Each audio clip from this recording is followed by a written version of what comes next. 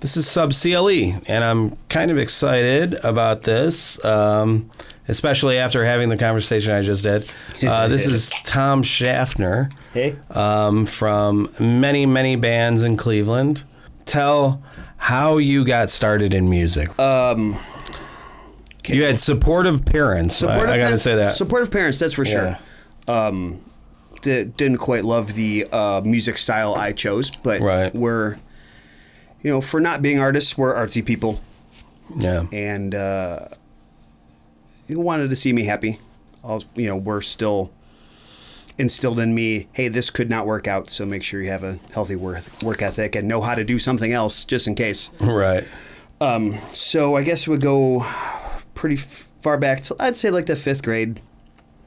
I went to North Railton High School, and their marching band is like the biggest thing the school does.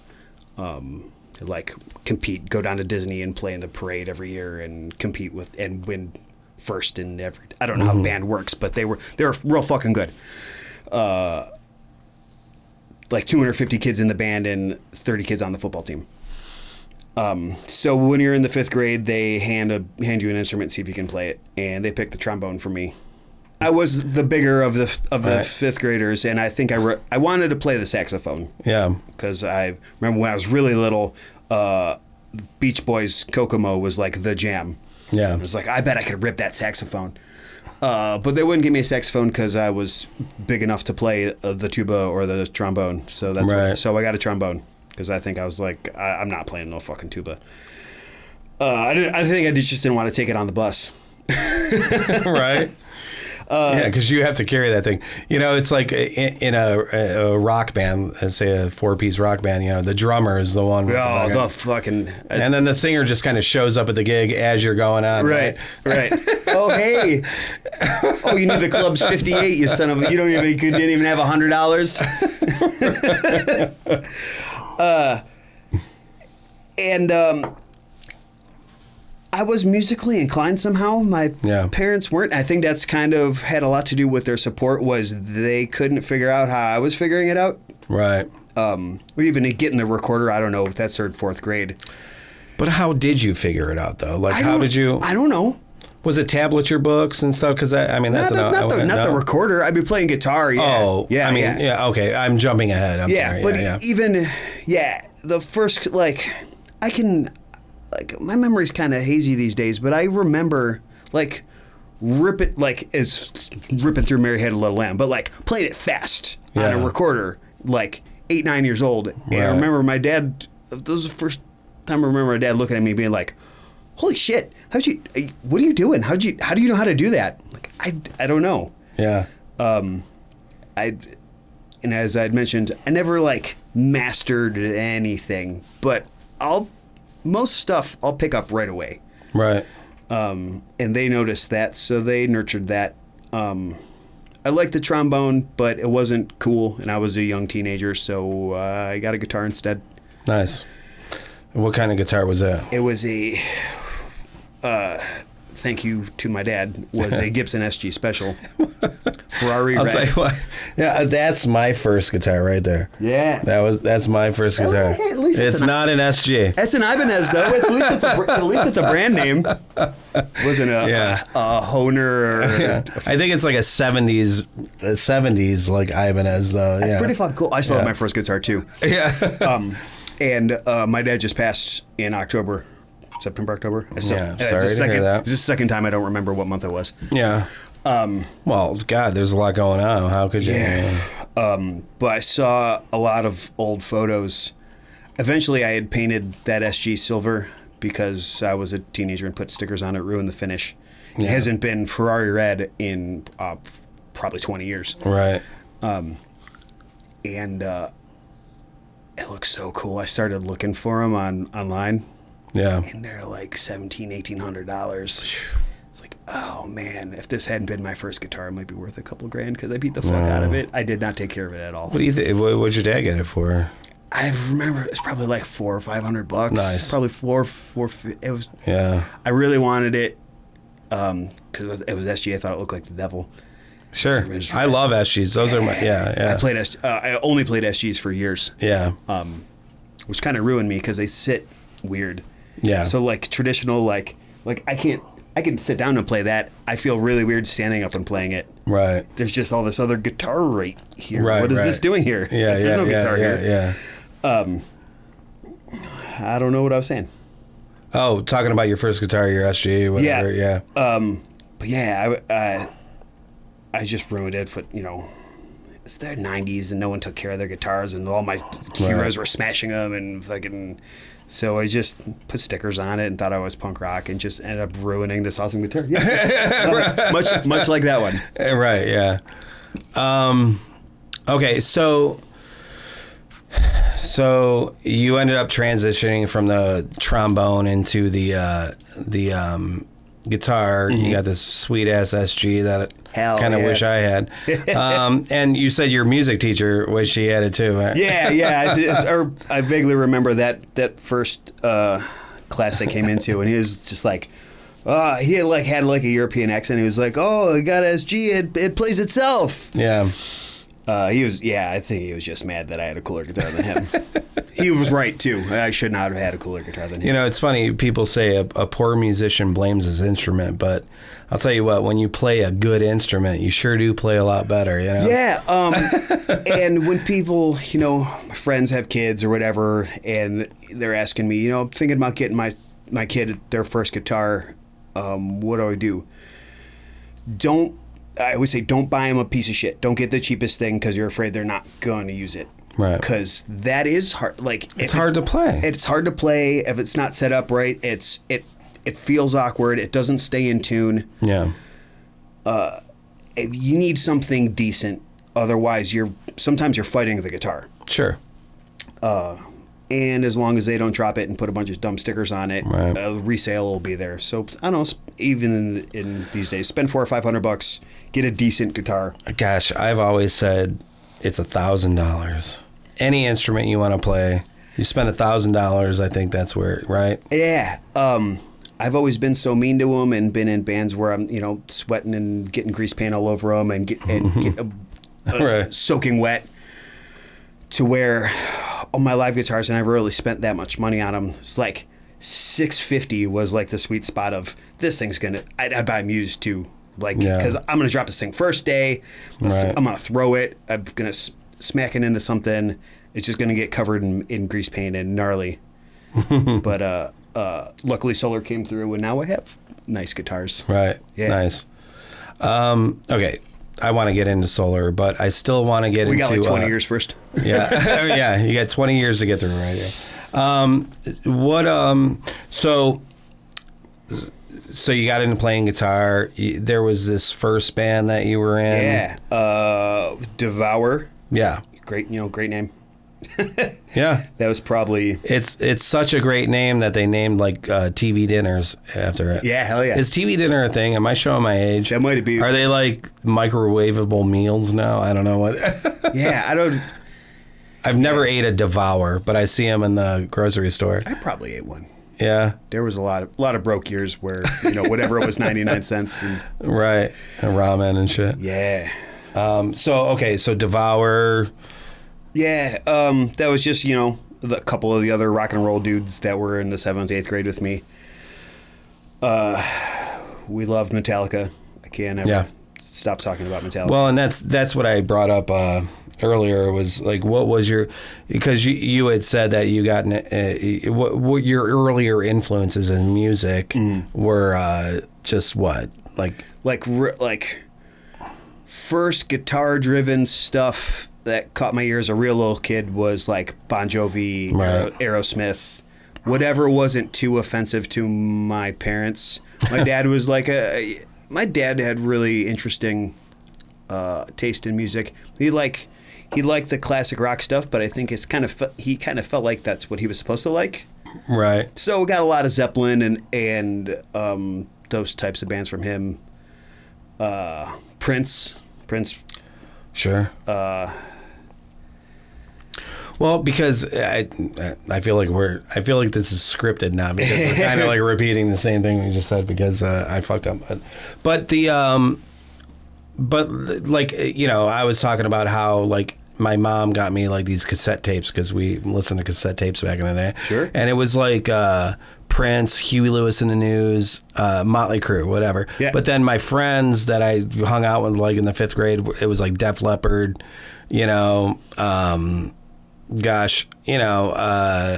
Quiet Riot, Twisted Sister, stuff like that, you know. But it wasn't until like I was on the bus with like the kids, you know, the older kids, and they were playing Master of Puppets, and I said it was like the most abrasive, catchy, fucking most intense thing. And for a kid that comes from like a broken family and doesn't really understand intimacy and whatever and blah blah blah whatever, it gave you power, you know what I mean? So when I heard Master of Puppets, it was such a powerful song to me. So I asked you that getting you into aggressive music, what was that, you know?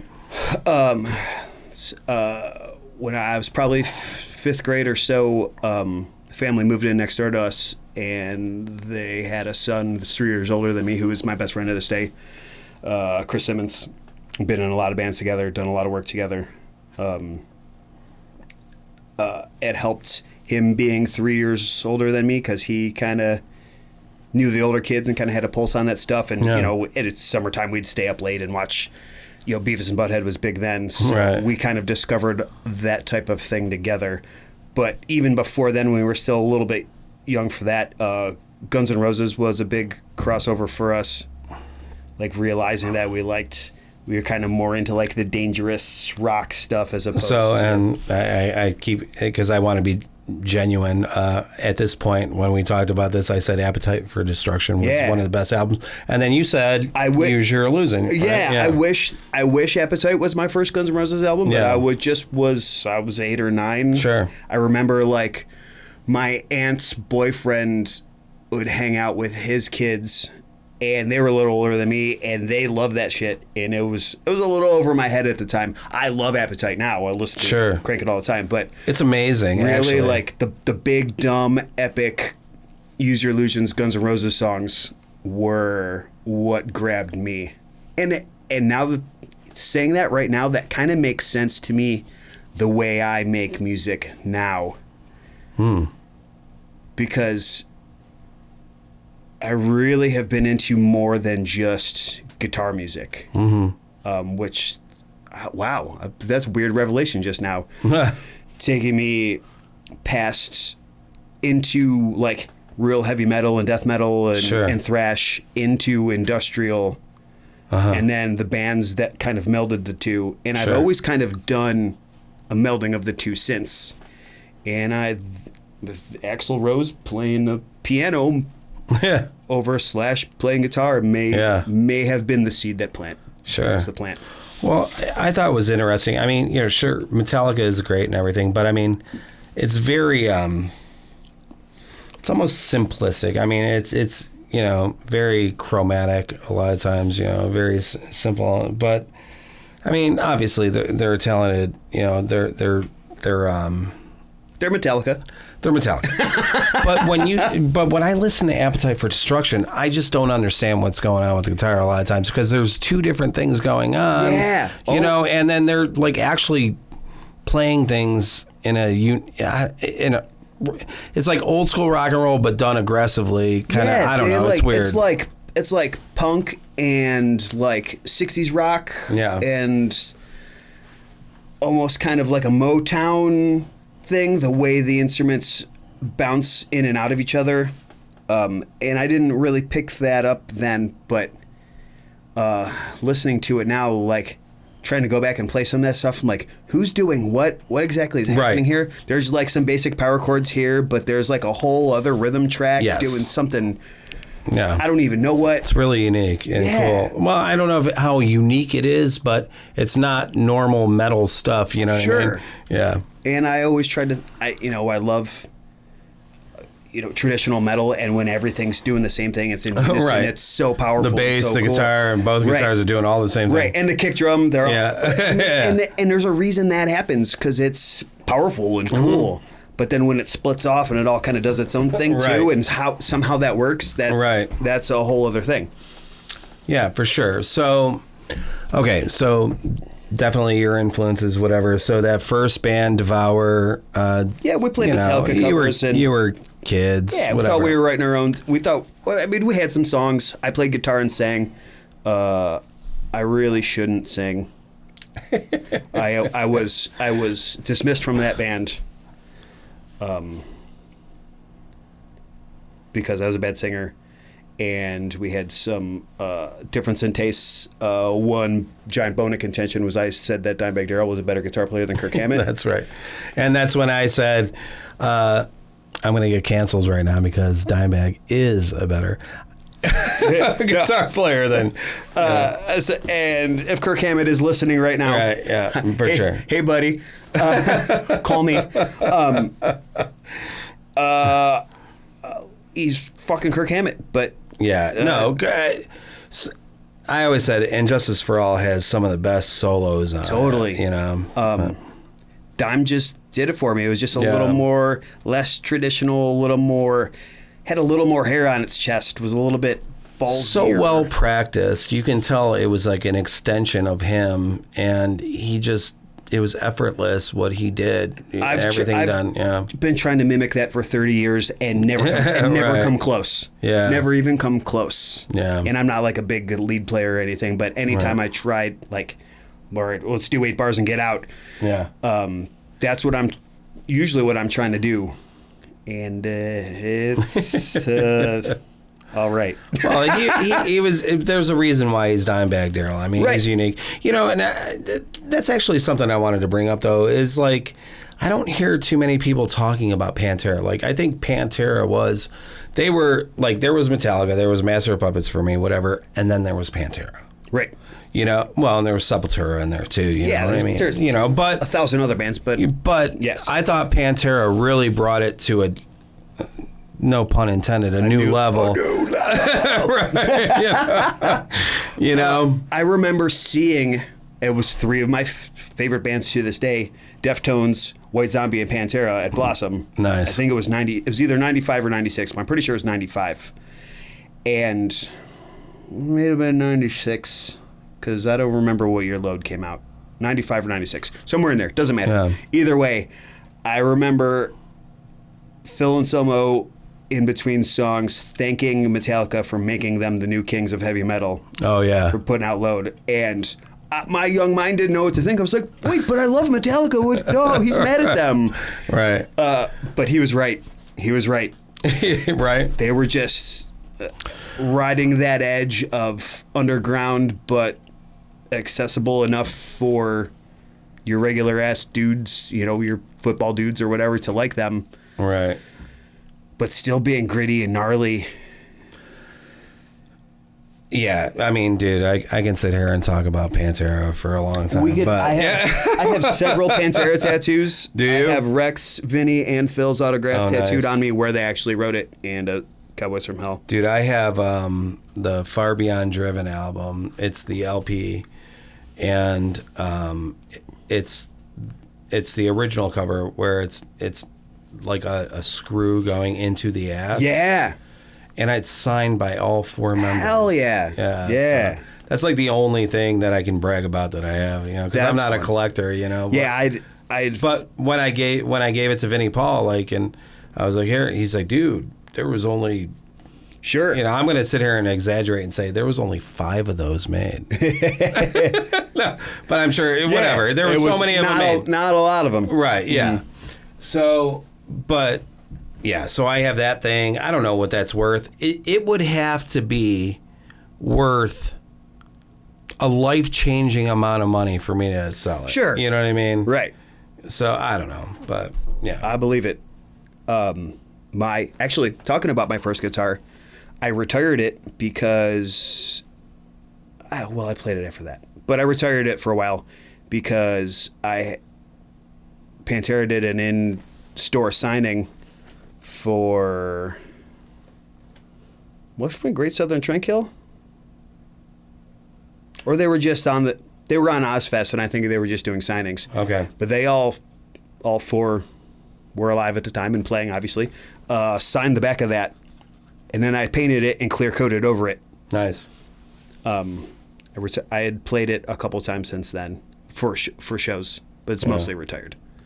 Okay, let's get back into you, man. All right. So the next band after Devour was Chokeslam. So yeah, again, I was fired from Devour for liking Dime better, and it was I was getting into more of the industrial scene, and showing up to practice wearing lipstick and stuff, and these guys weren't gonna beat me up or anything, but we realized there were stylistic differences. So me and Chris, my best friend, neighbor, my brother in discovering heavy metal,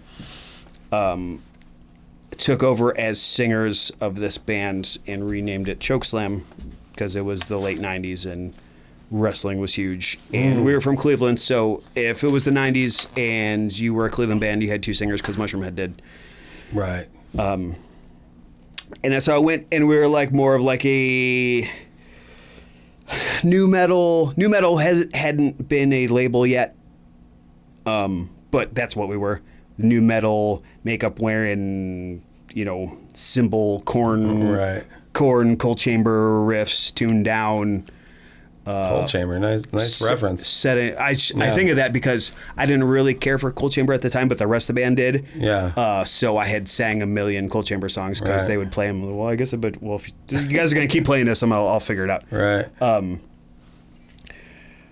And that was the first band I was in that played shows, had a shitty demo. Where'd you guys play? First show I ever played was the Sunday Battle of the Bands at Peabody's Down Under, nice. Down Under in the Flats. Oh, nice. That I don't know what year that was. 97 maybe. Oh, it was okay. Yeah. 96. Yeah, probably. Yeah. 96, 97. Mm-hmm. I graduated in 2000. That was probably 96. Okay. I think. Somewhere in there. Yeah. That's the first time I saw Pantera was in that room. Oh, you motherfucker. Yeah, I think they played with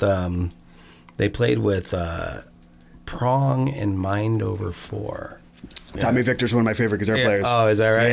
Yeah. I had a Valve State for a long time because that was his tone. Yeah. I loved it. I couldn't get it loud enough. Yeah. You needed 17 of them. It was a 100-watt solid state amp. It was not loud, but man, it sounds cool. Well, it's funny because I went to go see Prong. Mm-hmm. All right. And then Pantera played last, and this is I'm cool. I was the guy that saw him, whatever. But I mean, there was literally probably about 50 people in that room. Right. Everyone starts somewhere, man. Yeah. I've never seen Pantera anywhere smaller than an arena, so that bumped. Yeah. I bet that was cool. It was cool as fuck. Yeah. Well, it made me a fan. Sure. Yeah. It definitely made me a fan. Man. Yeah. And that was and that's still a feeling I have to this day. Not that I'm any fucking giant rock star or anything, but anytime I walk onto a stage, I think about who's been there. Right. And I remember being 16 years old. I could hardly drive myself to the show. No. And started playing at Peabody's Down Under, and Pantera played there, and all the huge bands. Sure. We were funny Chokeslam story. So we were scheduled to open for Fear Factory there. Yeah. And that was the Obsolete tour, where their gear truck got stolen. Oh shit! So they had to cancel the rest of the tour. Well, and that's what you get for coming to Cleveland, man. Right? It wasn't in Cleveland. It was a couple days before. Oh, okay. But if it hadn't gotten stolen wherever it was, it would have got stolen in Cleveland. Sure. So Peabody's decided to have a show that day anyway, and it was all the local openers they booked, and it was because there was no way, there wasn't really any internet. So how do you tell the 500 people that are coming show's canceled until they get there and the show's canceled? Sure. So via phone call, they were like, "Well, come on down and play anyway." So that way, they can make money at the bar. Right, they can try to have a bar. The people that drove in can see something. And I remember standing on stage. I was the singer. Again, I shouldn't sing in anything. Looking at the crowd and saying something along the line of, "Hey, sorry, we're not Fear Factory. We wish we were too." Yeah, right. And what band was that? That was Chokeslam. Okay, Chokeslam. Yeah. And so what happened with that? So the shitty demo is what happened with that. a friend of a friend of a friend knew the Mushroomhead dudes, and we started getting friendly. They moved their operation to North Royalton. Okay. That was probably 2000. That was the year I graduated, 99, 2000. And I lived literally down the street. Right. So we were acquaintances, but didn't really know anybody. And then we would just start running into them in the gas station or see them using the payphone, because that's what you did then still. And they had more gear than anyone I knew, and they were testing out, trying to record other bands. So we were the guinea pig, and it had come to our attention that our bass player couldn't play the songs, and maybe our songs weren't that good, and second guessing yourselves. Yeah, you just went out there and said "fuck it." Right? Yeah, no, because we weren't good. Oh no. No, for a couple of teenagers we were all right, but we weren't. There was problems. Okay. And they got pointed out to us, and the band kind of imploded there. Okay. We tried to fix the problems, and we just argued about it a lot. Okay. So then you went into the next band. What was that? So next band had a gajillion names. It ended up being... I just want to stop you there. I'm going to say the next band probably the next 5 times. Yeah, this is going to happen a lot. Yeah. The next band is mildly short-lived. It was called Satisfactory, and ended up having a lot of people that I still work with to this day in it. Okay.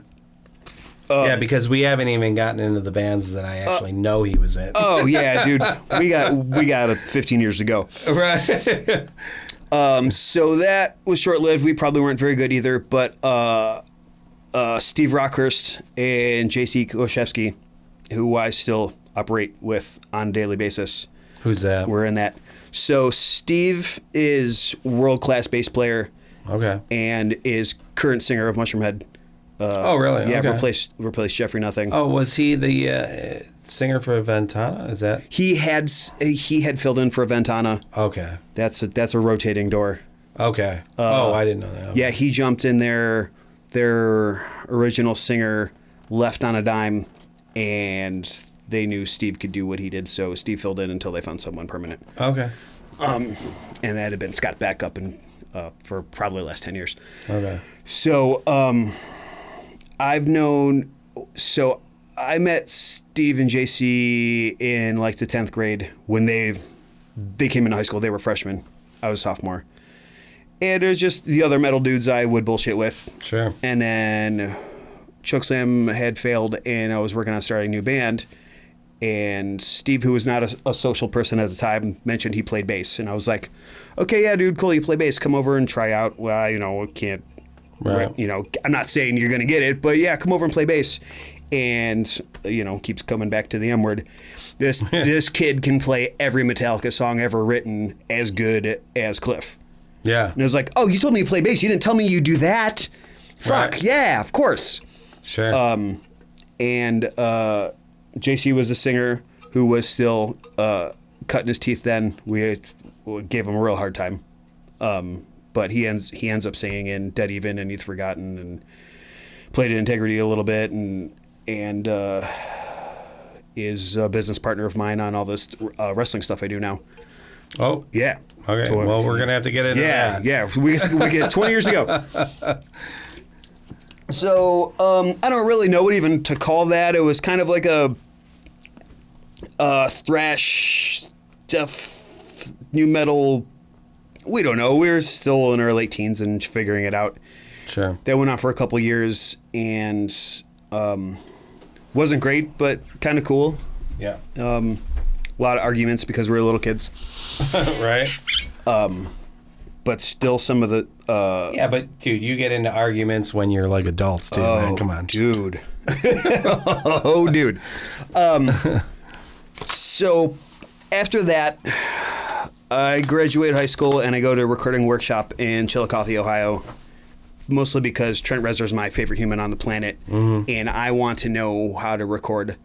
Because that was like my plan B. It was like, well, worst comes to worst, so I'll run a studio or something. But I'm a bit of a control freak and want to record myself. I wouldn't know how to do this on my own.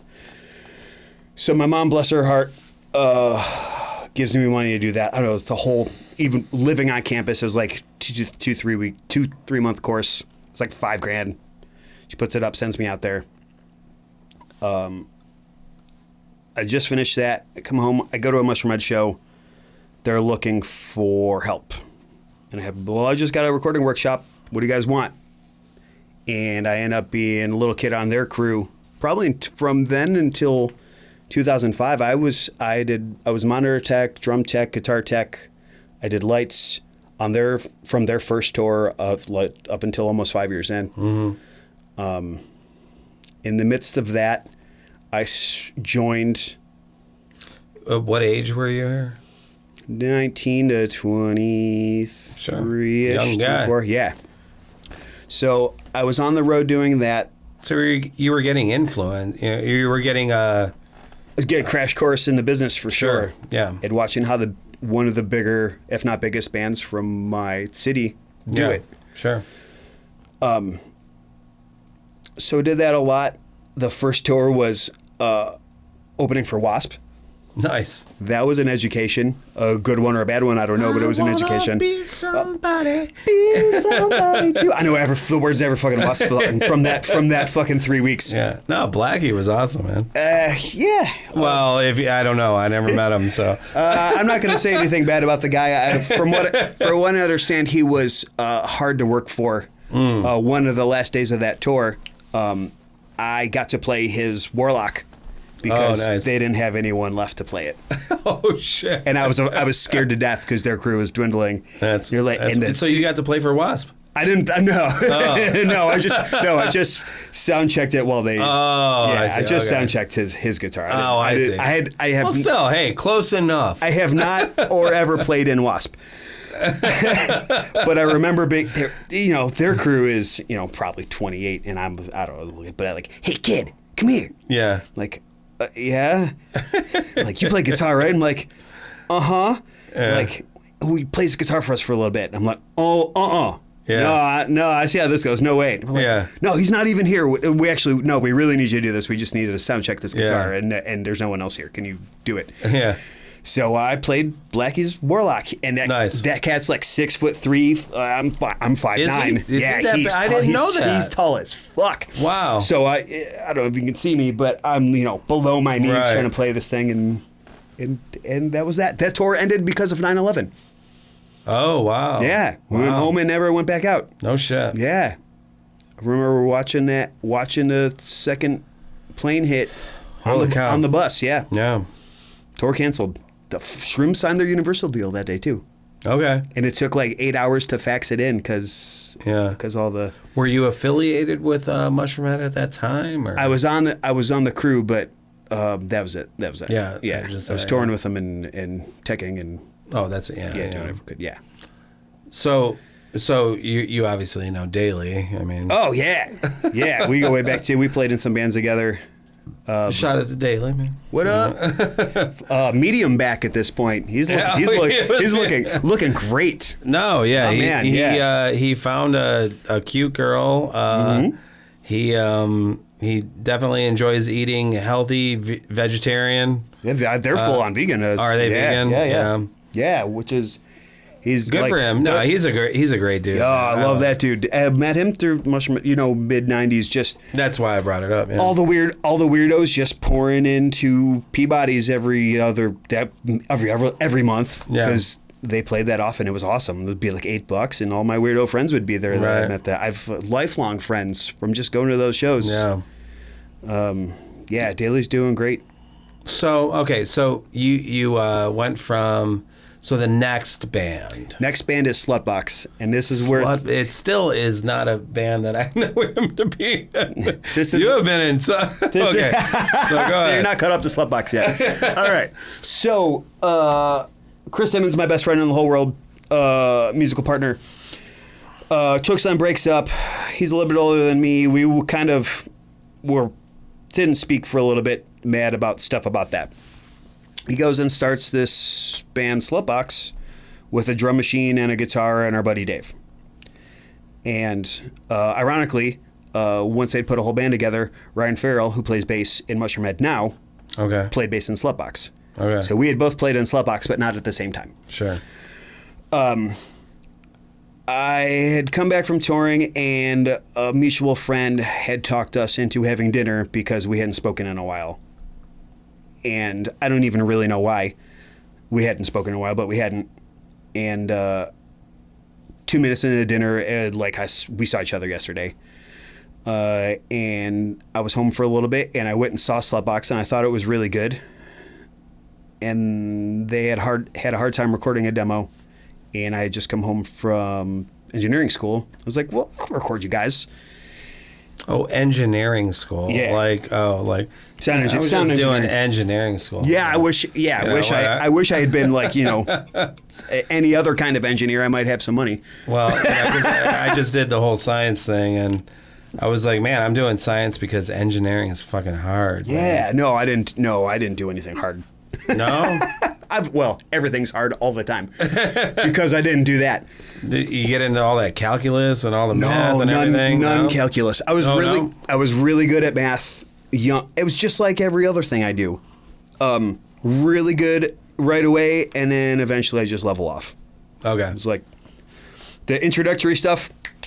Sure. I got it. Got it. Awesome. Oh shit, this is hard. Never mind. Right. Hey, that's all you need to get through, Yeah. I mean, it's. Dude, you can write a great song and have minimal knowledge on music theory, I still have minimal knowledge on music theory. I took guitar lessons for about a year, and that was about it. I almost... More than me, I'll tell you that. The more I learned about the way music, quote-unquote, works, the less I wanted to learn what a bunch of... the way white dudes made pop music 200 years ago. I don't care. Well, wait. Do you literally mean 200 years ago? I mean, yeah, like literally 200 years ago. Yeah, I don't give a fuck. Oh, I see what you're saying. I love classical music. Sure. But I'm not spending 4 years getting a degree on knowing the ins and outs of it. I get you. Well, wasn't like Eddie Van Halen famous for saying, "You learn by the book, you'll play by the book." Yeah, yeah. But he knew the book, though. Eddie Van,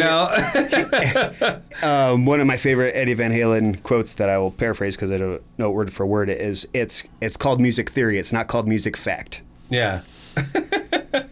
and that's my life in a nutshell. Yeah. If I can't get something to work, I'll go look up what I think I need to look up.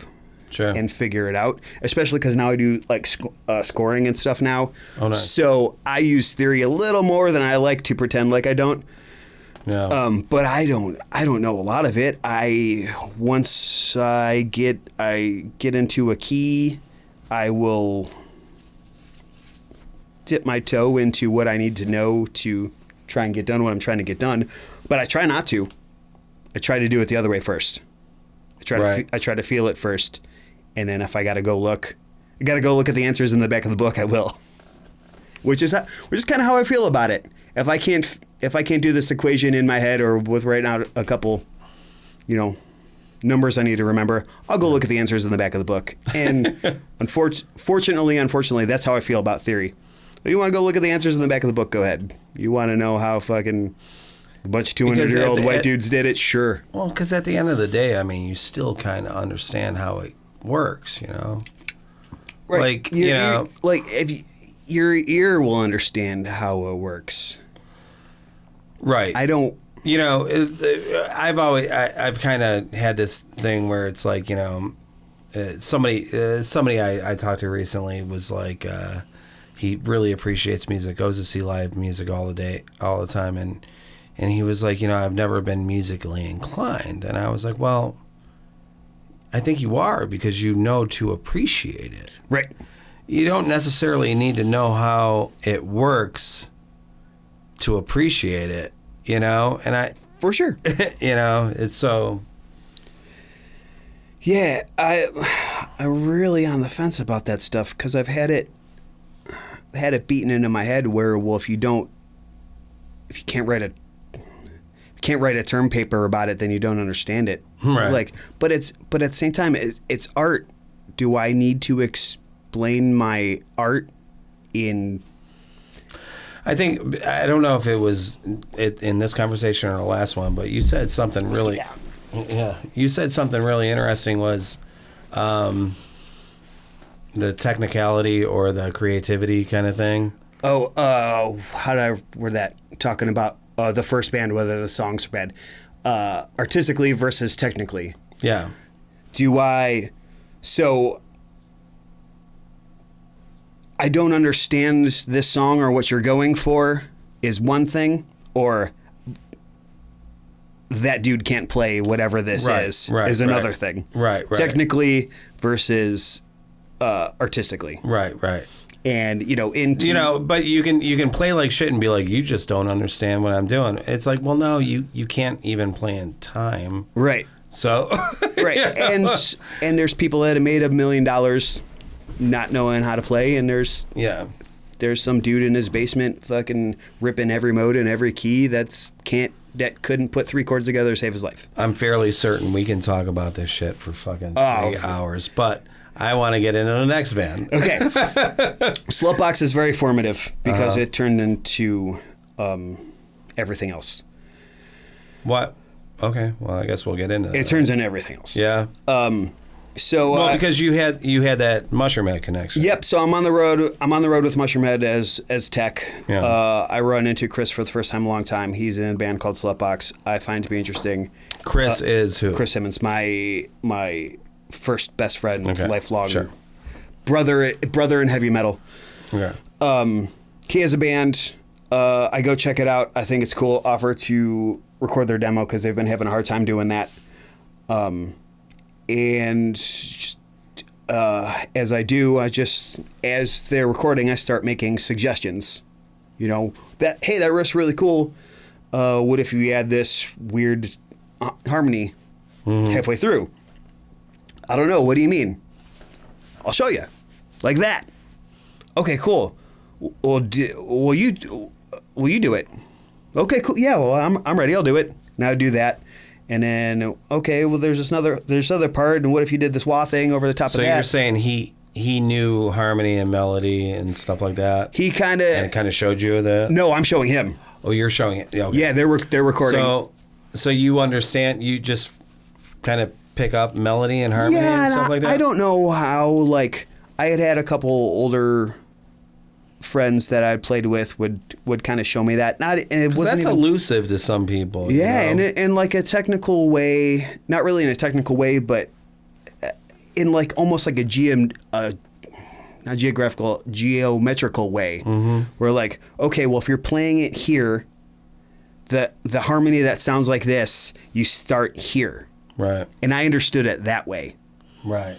And so I would hear the minor, which I know now is minor thirds and minor fifths and stuff like that. Would show him that, and instead of him wrapping his head around it, he would just go, "Will you do it?" And we go, "Okay, yeah, it's your band, but I'll do the thing on it." Oh, I see. Yeah, and that's then by the end of the demo, he was like, "Wow, you're really good at adding stuff to my songs. You should just be in the band." I really wasn't in a band at the time, so I was like, "Yeah, fuck yeah." And I was working for Mushroomhead, so every time Mushroomhead would play in Cleveland, I'd throw a Slutbox on the show. Okay. And that was starting to go really good. Good. Yeah. Yeah, sounds like it. For a note, there's 300, 400, 500 people coming to our shows. That's good. And then That's pretty good, man. Yeah, that's pretty good now. I don't know if I think the biggest crowd I played in front of was at Peabody's when we opened for Mushroomhead. Yeah, that's the biggest crowd. A lot of people from Cleveland. That's the biggest crowd I've ever played in front of. Most of us. And that before I had joined Mushroomhead, that was the biggest crowd I've ever played in front of. Was right, for Mushroomhead. So we're riding that wave. It's going good. We start working on the new album, which is a lot of my songs. I'm having like 17 pieces, and our singer David kind of checked out. By then, I don't really know if the songs were over his head or if he was more into starting a career doing something else, or it's hard to even say now because it was so long ago. Yeah. But for whatever reason, we'd had 17 songs for a long time, and David had written about 4.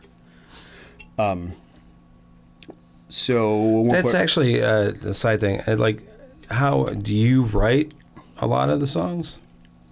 Or do you write any, or you just kind of put your guitar lines to something somebody wrote, or what? I will do what you need me to do. Okay. If you want me to write everything, I'll write everything. Okay. You want me to add guitars to it, I'll do that. You just want some riffs, I can do that. You need just keyboards and programming, sampling, whatever, I can do that. You need you there just for moral support and just cherry on. Yeah, I do that too. I'll even try to sing. I'm really bad at it, but I'll try. I have ideas. Right. They just and luckily with technology, I can make my ideas passable. All right. But I'm bad at it. Yeah. No. I played in a band for a lot of years, and we always looked for a singer, but I had sang because I was like, I don't want to be an instrumental band, even though I thought I just loved playing the instrumental stuff. But yeah, I would sing, but I also have something to say, but I also don't sing well. So I'm right there with you.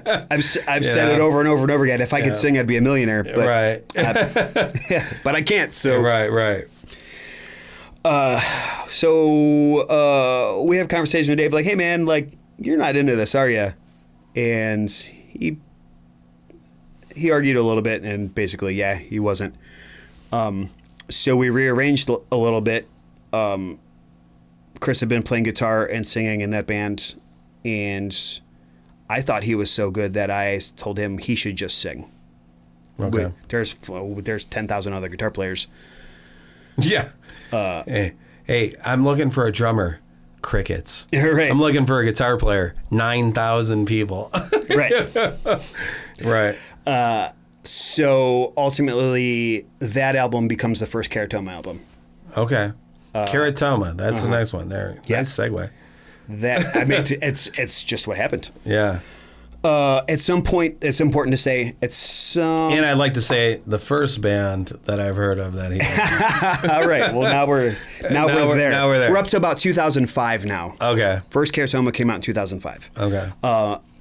Important to say that at some point while Slutbox, I played guitar in Dead Even for a while too. Okay. Which had pretty decent success in Cleveland for a while too. Dead Even was who? J.C. Koshewski, who I still work with. Rob Walters was drummer, killer drummer. Who else was in the band at the time?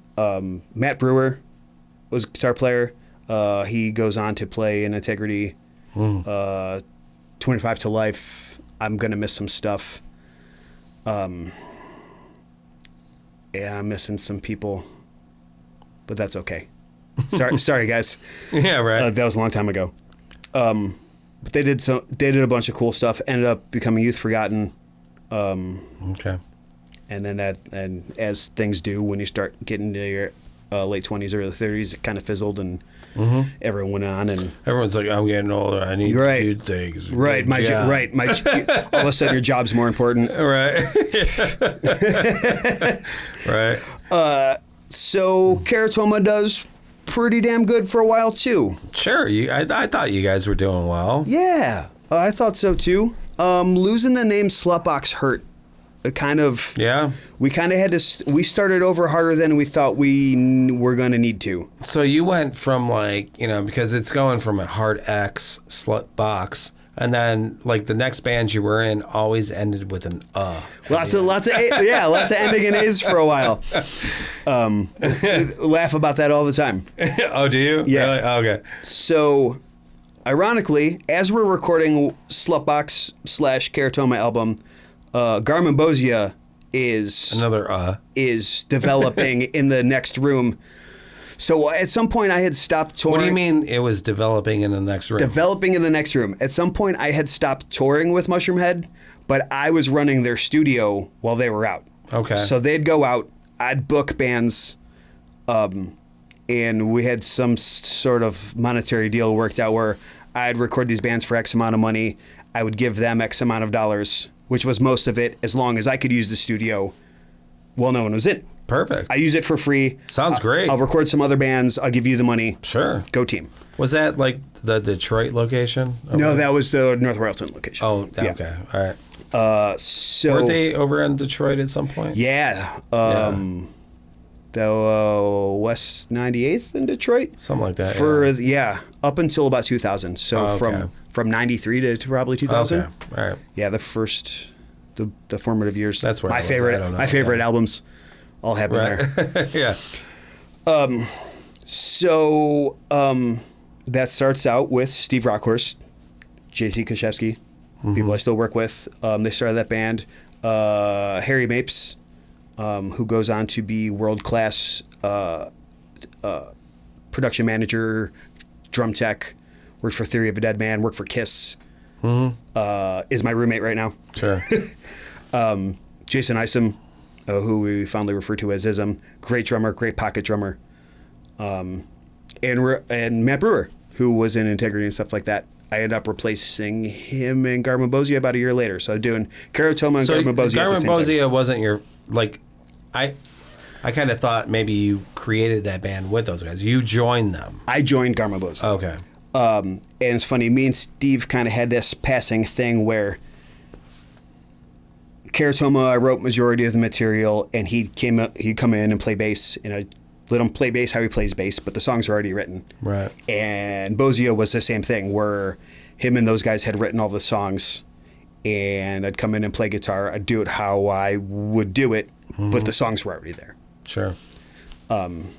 And those shows were nuts, and we'd play together once in a while, and it was insane. And Bozia usually made a big mess. And sure. No, I remember. I think I was playing Pirates Cove when you guys were playing the main stage or something, or some bullshit. Yeah, you know what I mean? Sure. Yeah. Bozia was something to see. We dress up like old men. You were cool. It was cool. It definitely reminiscent of, you know what I'm going to say. Sure. Go ahead. Which one? Your influence. Which Go ones? Ahead. Go ahead. Say your influence. I don't want to say it. Mr. Bungle. Sure. Faith That's No More, exactly what I was going to say. Yeah. Mushroomhead. Sure. Yeah, a lot of that style stuff.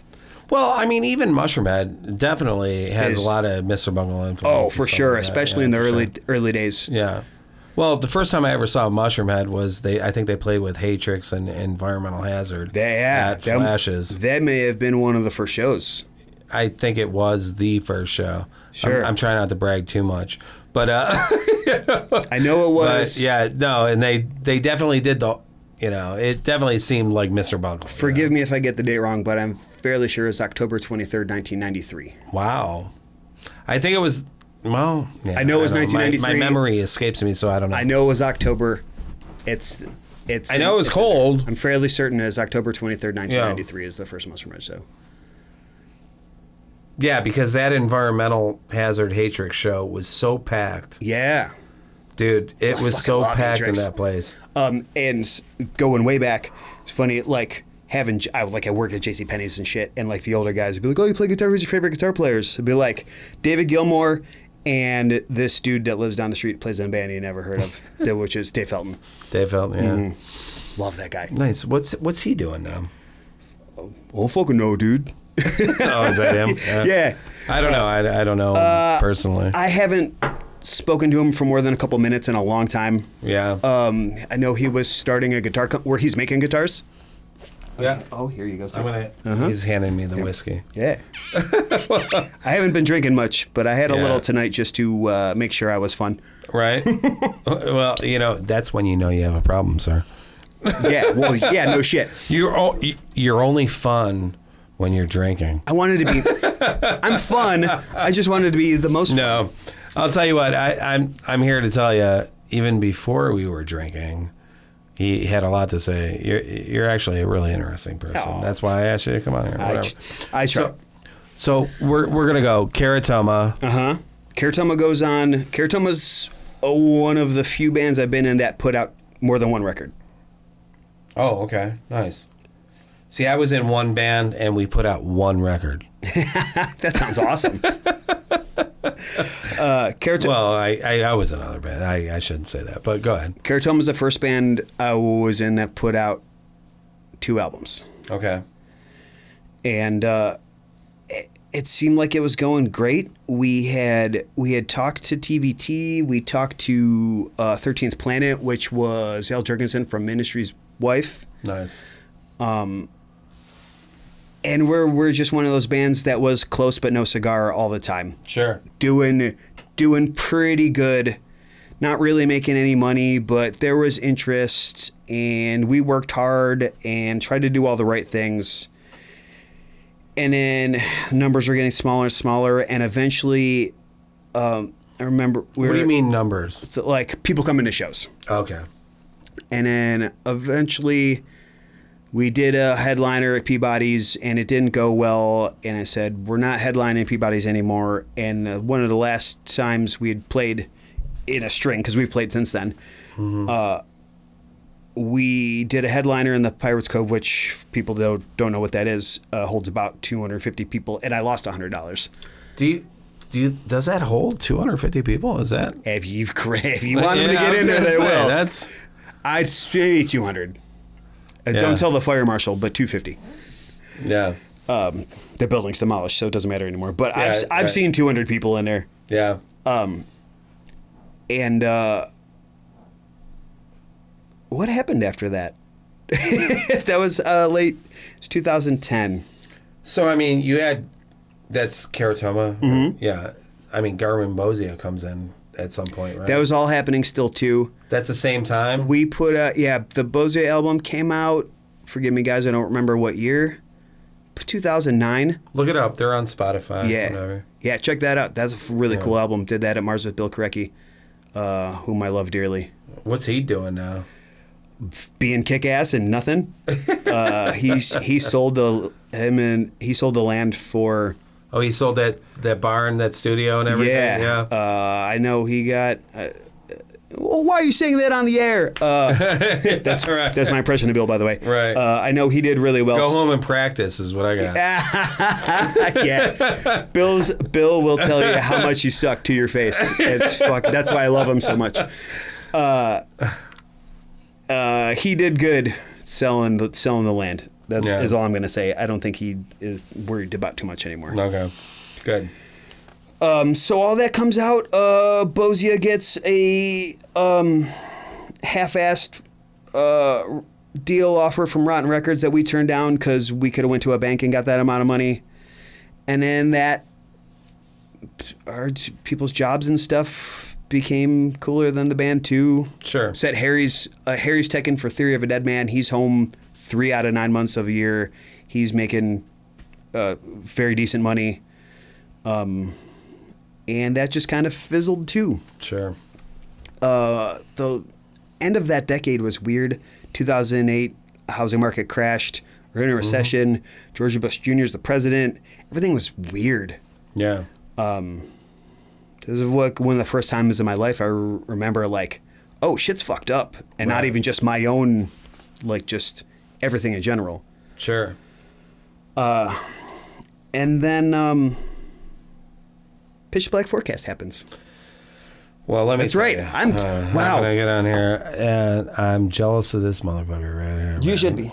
I'm jealous of me because I don't even know how. When I heard that thing was going on, I was like, "Wow, that is a cool fucking." So I need to backtrack because Pitch Black had started happening while Keratoma and Garmonbozia were going on. Okay. So my dear friend Jason Popson, singer of Mushroomhead, he split. They split ways for, I don't know, almost 10 years. Does a really cool band called Altar Boys. And then meets Gene Hoglan.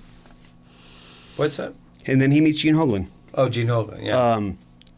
Jay, the humble man he is, took a job as merch for Meshuggah. Nice. Just for hey, I can go hang out with Meshuggah for a month and get paid. After he was with Mushroomhead, he was bartending over at Peabody's too. I still like, I'm home from tour. I guess I'm bartending. Yeah. Which was awesome. I thought that was awesome. Yeah, we all do it. Yeah, gotta make ends meet in between. Sure. None of us are in Motley Crue. Right. So. Jay is a diplomat before anything. He's awesome at just meeting people, talking to people, just being fun. And he had talked Gene into working on some material with him. And Pitch Black Forecast was born. There was a studio in town called Galahad, and they needed an engineer, which Jay had just partnered with Patrick Lally, who's also another lovely human being, awesome bass player. Patrick who? Patrick Lally. Okay. Of Tim Lally Chevrolet fame. Oh, He's really? Tim Lally's son, yeah. Okay. So the pockets were deep over there, and he had a really cool studio and was a really nice guy. And they needed an engineer, and Jay had kind of partnered up with him. And Jay gave me a call one night and was like, "Hey, I bet this dude I'm partnering up with him, and need an engineer. Come out and meet these guys." And I did, and I got the job over there. A lot of cool stuff happened over there. But mostly the vocals for the first Pitch Black Forecast album needed to be tracked. Mm-hmm. So I engineered that, and I watched all that happen. And that album came out. Craig Martini played bass on the album, but was living in Vegas at the time, I believe. For whatever reason. Craig Martini is the best bass player no one ever heard of, unfortunately. God, he's so fucking good. And so he played in Unified Culture, State of Conviction. He goes on to play with guitar player from Racer X, Paul Gilbert. Oh, wow. Yeah. He ended up being in Paul. Because that was like a Billy Sheehan thing, yeah, right? It's really hard to say that. I have a really hard time saying that name. Paul Gilbert. I was saying Paul Gilbert. Paul Gilbert plays in his band. Wow. And then goes on to play in Phil Collin. Not Phil Collins, Phil Collin, guitar player from Def Leppard. Goes on to play in his band. Nice. And unfortunately, Craig has a lot of issues with his digestive system. Oh. And he got really sick and had to quit touring for a while. Sorry. Yeah, poor dude, right at the top of his game. Fucking so fucking good, playing with some of the best guitar players in the world. Playing bass on the G3 tours and stuff like that. And had to call it because of his health. Well, talk about guitar players. That just made me think, because you played with Gene Hoglan and he played with Devin Townsend. Oh, dude. And so awesome. You're like 1 degree away from all right. Devin Townsend. I tracked Devin Townsend. Oh, did you? Yeah. No. Well, you're 1 degree. You're the degree. That was the weirdest night of all of our lives. It was so awesome. Yeah. So I tracked the vocals for Pitch Black. That album comes out. It does good. Steve ends up playing bass in Pitch Black. Craig was either still living in Vegas or was too sick to do it at the time, or both. I can't remember. Right. But Steve ends up getting the live job. That goes well. It's time to start recording material for album 2. And much like Slutbox, I was engineering and ended up accidentally producing while I was engineering, and had some songs that I had offered up and ended up in the band. Okay. That was a cool phone call.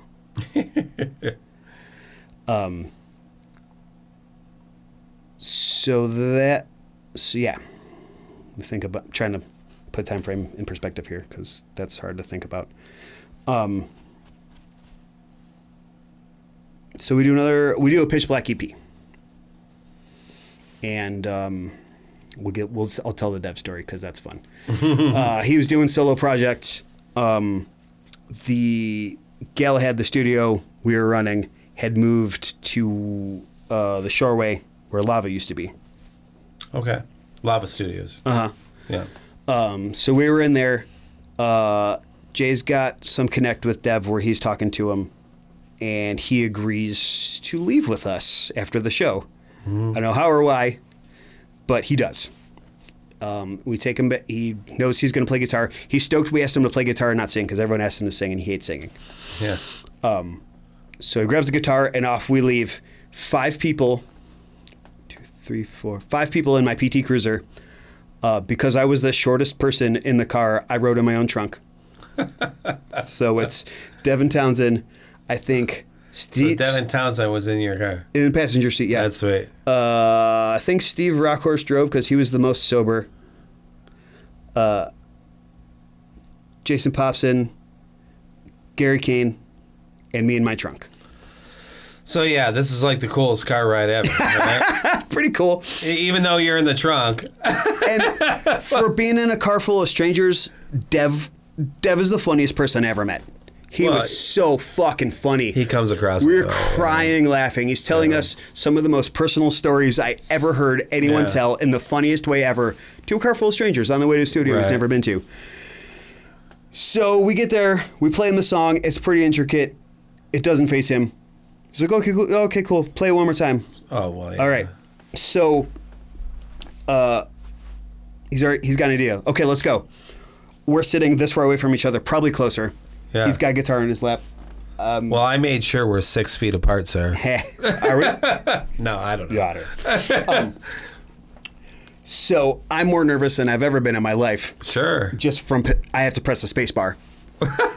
He's playing the lead. I have to press space bar, but you can fuck up a punch. You can ruin a vibe. It's easy to do. Engineer is a big part. Yeah. Yeah.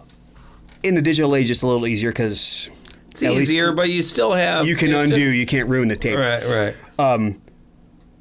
So I'm punching in Devin Townsend playing this crazy guitar lead, and That's amazing. He's so fucking good. He's basically punching himself in through my body. Yeah. He runs through it a couple times, like the whole 16 bars or whatever. And then he knows the parts he wants to punch. So this lead he wrote 10 seconds ago, from a song he heard 30 seconds ago. Right. He's playing, but he's looking me dead in the eyes while he's doing it and going, okay, ready? 1, 2, 3, punch, out. That's great. And like I have to go like this. Yeah. And I'm trying to keep up with him playing the craziest lead I ever heard in my life. That's awesome. Yeah. Well, he's amazing. He's not human. Yeah. In an amazing way. Yeah. So he gets his lead down. He's like, I feel pretty good about that. You guys mind if I nerd out for a while? Oh, why? We're like, yeah, okay. He's like, you got a SM57 and some headphones? Sure, man. You whatever you want to do.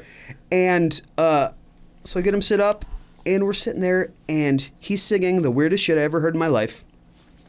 Well, he's an amazing singer. Yeah. Pass after pass. Well, Steve Vai had him as a singer. Yeah, sure. Yeah. Pass after pass after pass. Doesn't check a take ever once. Just does it.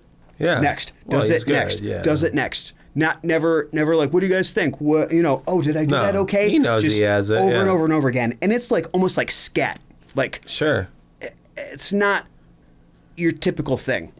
And he's doing it all in headphones. We have no idea what's happening. And our hour passes, and he's like, all right.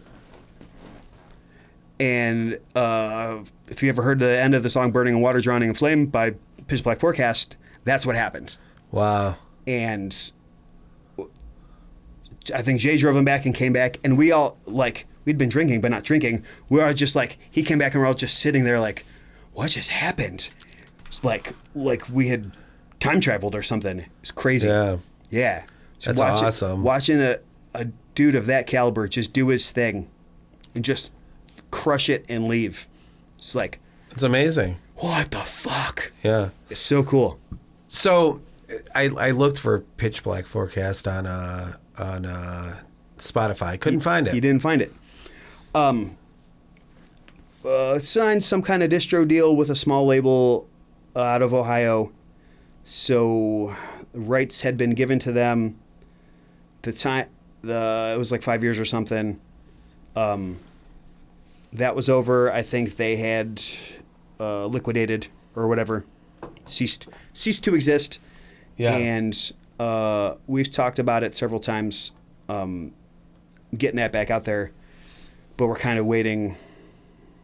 I don't really know why it hasn't happened. We talk about it, and one of us is like, okay, we'll get on that, and then it doesn't. Gotcha. And it sucks that material is not easily available because it is killer. No, I know. Yeah. So when I went to go look for it, I was like, well, I want to be up to date with, because I like to be kind of somewhat knowledgeable. I mean, obviously, if I'm talking to you, and I obviously know your repertoire of some sort, but no, I couldn't find that. Yeah. It's not out there right now, but we'll rectify that sooner. So, Pitch Black Forecast, next band. What happens after that? Burnt out on super heavy industrial laden playing to a click metal. I started a band called the X Members. So I know Elliot. Yeah. Yeah. Yeah. Those guys are Elliot's a cool guy. Those guys are all from down the street. While working at Galahad, so basically how that happened, while working at Galahad, I recorded The Missing's first EP. He's going to tell this story, and I'm going to go pee real quick. Yeah, and then you're going to have to tell a story while I pee. Yeah. So while I record The Missing's first EP, Missing is a bunch of badass rock and roll, punk, I don't think it's a bad word anymore, so I'll say it, emo dudes from the area, but mostly just like punk, rock and roll with some feelings. That band was great. I like that band. Yeah, I thought they were killer. I thought they meant it. And it was just kind of raw. I never really recorded a band like that. I'd always been doing metal and stuff. And it was fun to like record something that, you know, I didn't resample all the drums. The guitars weren't a million takes. It was neat. And it was the first time I ever did anything like that. And I really got along with Elliot, their guitar player, and he's also a great singer. And Space Goblin was, Elliot and Chad's first band. I recorded a song for them. They had won a battle of the bands that we sponsored, so I did a song for them. That's when I really got to know those guys. And then all the things I had been doing kind of fizzled, and I really wanted to do something different. So I had written some like rock and roll, rockabilly, kind of punk, kind of Foo Fighters-y, a little more accessible, but like my mom would call it metal songs. And then I started looking for a band, and Elliot and Chad were some of the first couple guys I talked to. Chris Simmons, who is a recurring role in my entire life, came on to play guitar as well, and we did that. That was only one album that I recorded and produced. But I'm super proud of it. It came out great, and it was really different from anything I'd ever done before. I'd also kind of referred to it as Garmonbozia for dummies, because there's a little, like, Garmonbozia, the compositions are pretty complex, change a lot. Some songs are just 10 parts in a row. Well, sure. If you've heard Mr. Bungle or whatever, you know that it's constantly changing. You know? So it's kind of Mr. Bungle for dummies. I mean, I'm not trying to insult you. No. It's for people that don't know. Yeah. If that's the next closest band, I would say. Right. Uh-huh. And I was in my early 30s then, and was feeling fatigued, and kind of felt like this is probably going to be my last big push. So we pushed real hard. Bought an old people mover bus, built bunk beds in it. Ended up ironically buying onto a Mushroomhead tour. Did, I don't know, like 20 dates with them. It was all going great-ish. And it was just like all the other bands. There's momentum, felt like it was going good. And then we just got to a point of where we just kind of burned out. What do you suppose that is? Like, what? I got the door open because I'm like waiting for you guys. Hold that thought. Yeah. So I'm gonna pee and think about why that was. Yeah. So no, I mean seriously, when bands kind of like go through a certain thing, they I don't know. It's like, you know, the fans kind of like see it and they're loving it, but like there's this internal struggle within the band. You know, and there's certain people that kind of go, well, I think the band should go this way, or I think the band should go this way, and there's a struggle, and then everyone gets upset to the point where the band just doesn't exist anymore, and it's unfortunate for like the fans of the band. You know, I could I'm trying to like just kind of talk about things, you know, because I'm you know, whatever.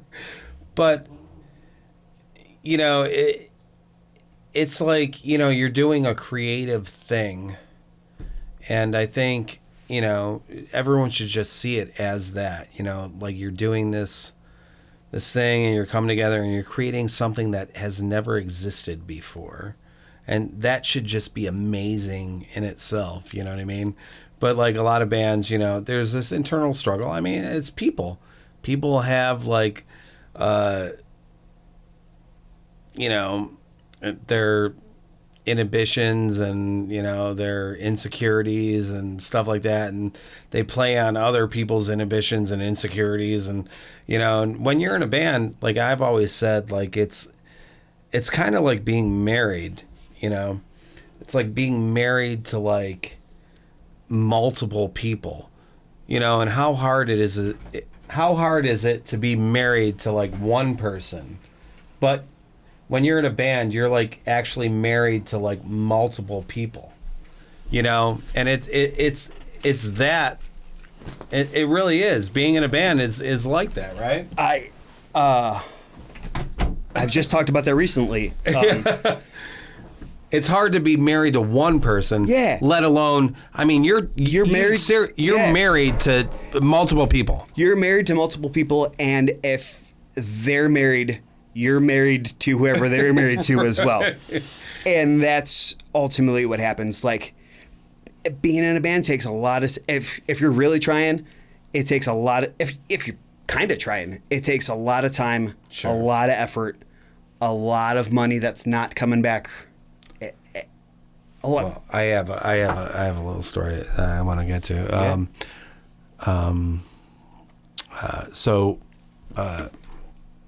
Whatchamacallit? Oh gosh, now it's escaping me now. Uh-oh. The band, I mean, Chimera. Uh-huh. So the bass player from Chimera. Jimmy yeah. LaMarco, yeah. Yep. Mm-hmm. He would come into our room and, you know, we'd hang out and, you know, maybe do things. Sure. I'm not gonna, whatever. I guess his band didn't do that and whatever. Anyway, so he'd come in and talk to me and Rob Craig. He played with Purse Snatcher. And, mm-hmm. Oh yeah. And Billy played. Snatcher, yeah. And obviously Billy and Sammy did Endogen and stuff like that. But I don't know. He would just come in and hang out. He never like bragged about it. He never said anything. And we were at Rock and Roll City Studios, who I'm hoping Sobre comes. I'm gonna go ahead and say I'm tight with Sobre. No shit. Yeah. Oh yeah. And I'll challenge him to question that. But no, I want to have him come down because I'm sure he's. I bet his stories are phenomenal. You know, wow. Right? Yeah. So no, my point was a lot of bands doing pretty good either hit the wall or go up, and most of them hit the wall. And what happens? Because I've been in 4 or 5 bands that have hit the wall, right? Maybe even more. And what, like, I know it was burnout on my part.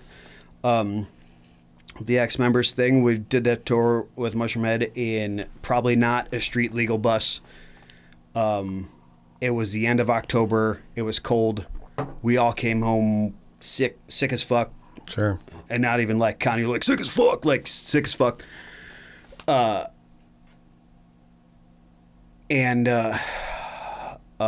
My life kind of took a shit right there, and I was kind of driving that thing. And I had told the guys, I'm not going to be able to drive real hard right now. I need you guys to keep me. I don't know if the word relevant is the word is coming to mind, but that's not the right one. Keep me on it. Like, I'll show up to practice. I'll do the things, but I'm not going to be the one calling you. Go, here's what we need to do. I need you guys to keep me running for a while. And it kind of just petered from there. Mm-hmm. Which I don't know. We did okay, but we got our asses kicked, and the moment I'll even take personal accountability for it. When we should have capitalized, we kind of folded instead. Yeah, it sucks. But that happens. Well, but It happens a lot of the time. Sure. If it was easy, everyone would do it. You know what I mean? And Pat Lewis, who was a front house guy for Mushroomhead for most of the time, is quite the character. And he would say that, if it was easy, man, every fucking buddy would do it, man. It's true, though. Yeah, it's true. If it was easy. And it's not easy, you know? I mean, you could be as genuine as you want and fucking just, but, and that's another thing I kind of wanted to bring up because, it's like, I kind of did music more for, it was more of a therapeutic thing for me. I mean, the process works for me. If I'm not doing it, I'm going through anxiety or doing something, Sure. And I kind of wanted to talk to you because I kind of saw you post something on Facebook. And I remember when I was like 17 years old, I went through some extreme, sorry, I just passed some gas, man. But I went through some extreme anxiety and it was like debilitating. Yeah. Like really, really bad. And I was like, I was born Catholic, and I kind of. Well, that explains a lot. Well, yeah, right. But it's funny because as soon as I started like really getting, it took years, but as soon as I started like reading Eastern philosophy and letting go of a lot of things and things of that nature, it kind of went away. And now if maybe I eat too many edibles or something, it'll come back, obviously. But seriously, I found peace. And I think, and I thought it was interesting that a man of your age, that was saying that you went through some anxiety and whatever. Where do you think that comes from? Because I'll tell you what, if you ask me where mine comes from, I have no idea. I hadn't really even understood or experienced anxiety until probably my mid-30s. Yeah, because you had great parents. Yeah, I guess, yeah. Well, Yeah. Yes, but, I mean, my dad, who's a lovely human being, was in jail half of my early years. Almost. Right. My mom's a saint. She's the hardest working, givingest, baddest bitch I ever met. So do you think, because I didn't really have that kind of upbringing, whatever, which is, I thought was good, Sure. I kind of liked being alone. Mm-hmm. I was alone. I was on my own when I was 17, whatever, blah, blah, sure, blah, whatever. But they kind of like cushioned you from experiencing the bad things, maybe, you think? No, I don't know. Is that true? Maybe more than some, but I don't think so. Said as I came home from, I think I was a junior, came home from school one day and there was 10 unmarked cars in the driveway, and I walked through the side door and house was getting tossed by the cops. Oh, because your dad was doing the extra work. Yeah, just, making a little extra money on the side. Right. And I'll say it again, my dad was not a bad guy. Sure. He was the nicest guy ever. He wanted to provide for his family. He wanted us to have the.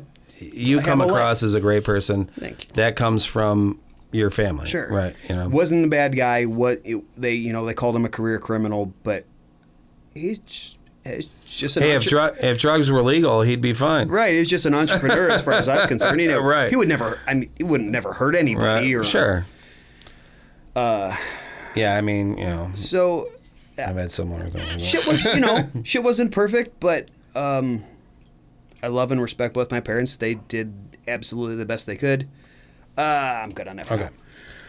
But thank you. So I don't know where it came from. Maybe, I am kind of a worrier. What do you feel like when you're having those kind of episodes? Let's call it that. Right? I can't. And I am no psychologist. Yeah, me either. I'm just curious because I've went through this too. So I can't control the direction of my thoughts. Where do they go? Everywhere. Mostly towards bad stuff.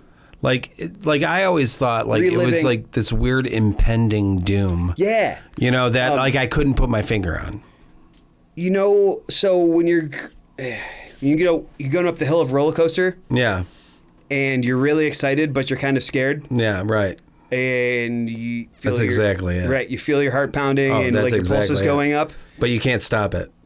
Right. It never ends. Take all of the cool part about that. Right. Yeah. Right. Out, right. And then it doesn't end for like an hour. Right. And all you can remember is so right. All the bad things that ever happened to you. Sure. Instead of like what could be cool about today. It's hard. It's every shitty thing that's happened to you in the last 30 years. Plus going up the roller coaster and waiting for it to go over so you can be like, fuck yeah, this rules. I forgot I like this. Right. But you never. And then it's over. But you never go over. You never go over. I've told people, and it was like this for a year for me when I was like 17. And the only solace I had was when I woke up in the morning and I was like, and then within about probably 5 minutes, all the thoughts started coming back. And then it's just all day. That's the worst. And then I'd finally wear myself out, go to bed, wake up in the morning, and then I'm like, oh my God, in the morning. For like a year, dude, it was fucked up. That's the hardest part for me is as soon as I wake up. Yeah. Right away, Oh, it hits you right away. Yeah. See, that was my only solace was as soon as I woke up. Eventually I can immerse myself enough work or whatever I have to do to where it'll pass because I've distracted myself. Sure. But as soon as I wake up. Yeah. Fuck. Right away. What is it? Like, what, because I don't know. Because I have never put my finger on what it was. I really don't know. Yeah. It went away eventually as soon as I learned the Eastern philosophy and learned to let go. And it's newish for me, and I know it's a lot of I can't let go of stuff or not good at letting go of stuff. Yeah.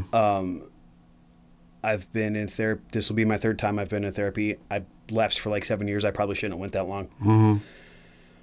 Mm-hmm. Are you afraid to die? No. No? No. In a non-clinical but semi-scary way, I kind of embrace it. Yeah. I've done a lot of cool shit.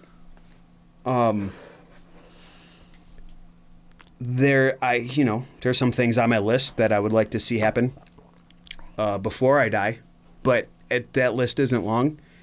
If I go out in not a dumb way, it will have been fine with me. What's a dumb way? Getting eaten by a lion would be pretty cool. That's pretty cool. Dumb way, ran over by some kid texting. Oh, right. Something like that. Something senseless. Sure. I would like to be, I think, like, I always tell the people I work with at the bar, if someone comes in with a gun or something, just get behind me. If I can save you guys, I'm old. I don't care. I've done a lot of cool shit. Everyone anytime anything goes wrong, I'm just get behind me. Well, I'd like to say that, when I was younger, when I was going through these panic attacks and stuff like that, I was afraid to die. Like it was like dying was like the worst thing that you can ever think of. As I get older, I still don't want to die. Don't get me wrong, I'd rather not. It's not as scary. Yeah. Well, when you're younger, your life's ahead of you. Right. We're like, well, I can't die now. What could be? Right. And at this point, I don't know. I know what could be, and it sucks. Yeah. That's half a joke, but. Are you married? You have kids? Or I got married. I don't know. What year was that? We're gonna cut this out because I don't want his wife getting mad. We're not married anymore. It's okay. Oh, okay. I got married in 2009 and divorced soon thereafter. Great friends, lovely human being. Great. My consistent joke is, lovely human being, don't marry her.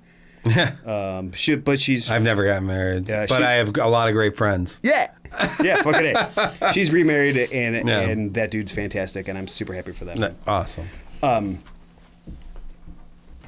And there was a point to some of that. I don't remember what it was. Well, I was kind of asking about, like, you know.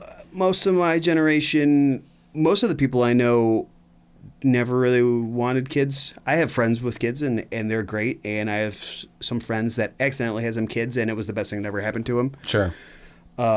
With my lifestyle, never really equated for having kids. Oh, but you can have kids when you're like 20 years from now. You can have kids if you wanted to. Yeah, I don't want to do that. But I'm just saying you could. I could. But the thing is, for women, right? Like they have a time. You know what I mean? Yeah, it's more important for them. I don't want to be the old dad though. I'd probably be cool old dad. But I still don't want to be the old dad. Like everyone had that friend in high school where their parents were old. Like real old. Well, but that person probably came out to be awesome because, like, if I was a father in my 20s, I would be awful. Yeah. Whereas if I were a father, not that I'm trying to have kids right now, man, you know, but I'm saying if I was a father now as opposed to my 20s, I'd be much better. Oh yeah, and you know, and it would only benefit the human being that is being raised. You know I would what I mean? definitely be a better father today than 10 years ago. Right. For sure. And I don't know, it's been brought to my attention by my mom and a lot of my friends that I would be a really good dad. Yeah. And I know that to be true. Well, you seem like a genuinely good person. Thank you. I can tell. I can tell. Yeah, I know. Nobody wants to hear that. Don't tell anybody. Right? Yeah. Right. No, he's heavy metal. He doesn't care about nothing. Yeah, being a good person is such a horrible trait. Right. I mean, if you look around these days, apparently it is. I guess. Yeah. But I've always felt I'm a little bit selfish about my time. You can ask my current girlfriend. Right? Yeah. I have a sense, my work ethic is strong from my parents, but it's almost a little unhealthy sometimes. I mean, but is it though? I mean, because I don't know. I see your Facebook. I stalked you a little bit, to get ready for this interview. You know, I don't want to call it an interview. It's like I'm going to say Sub-Cle, where there is no host. The city itself is the host. No, I know. I'm working on that. I think Four Roses is hosting this one. Right? But no, I don't want this be about me. But, like, as far as, I don't know, it seems as though you're getting along well with your lady. Yeah. On the Facebooks and stuff. She's the nicest, most genuine person I ever met. And I ran into her when I was not necessarily looking to have a full-time thing, because I know how I am, and majority of my full-time things in a row had not gone well. Yeah. And just based on her, just her spirit and her thoughtfulness and her lack of evil. Yeah. She couldn't be evil if she pretended to try. And that's awesome. That has kept her in my life for sure. Nice. So, all right. So, did we get through all the bands? No, not even close. Oh my God. Where did we end off? So here's where things go right accidentally. Because I want to go into the bars eventually. Yeah. Yeah, I got this whole other thing I do all the fucking time. We'll get into that. Okay, I want to get through the bands first. So ex-members. Well, I just want to I wanted to say he's like a one-stop shop. I have like seasons of this. I don't know what a season is. It's like a group of podcasts, and then they move on. I think this is just one season right here because he has everything. He has music, bartending, blah, blah, blah, whatever. Yeah. Anyway, go ahead. So, Ex-Members fails, ultimately. Which I thought was great. I saw you guys at the Maple Grove, I believe. Yeah, we played there a bunch. Yeah. Which Nick, I'm trying to get on here too. Oh, Nick rules. Yeah. Speak of the devil and she'll call you. Yeah, right. Means she cares. Yeah, it's true. So, ex-members fails. I am working at one of the busiest restaurants in Cleveland, which becomes a big chain. Well, hold off on that because I want to get into that on a whole separate thing. Sure. But go ahead. Yeah. But that has a little bit to do with it. I'm making a lot of money working at this place. Yeah. And music has kicked me in the balls repeatedly for 20 years. I retire a little bit. I don't sell my gear. I don't feel like I'm never going to play in a band again. Right. But it's like, I'm done trying to do this for a living. I make a pretty decent living doing this, and maybe I should listen to that. And then I managed that place for a while, and I didn't love that. And then I start working at another super prominent, high-profile... Well, let's just go into it. What was that place? That's Porco Lounge and Tiki Room. Right. Mm-hmm.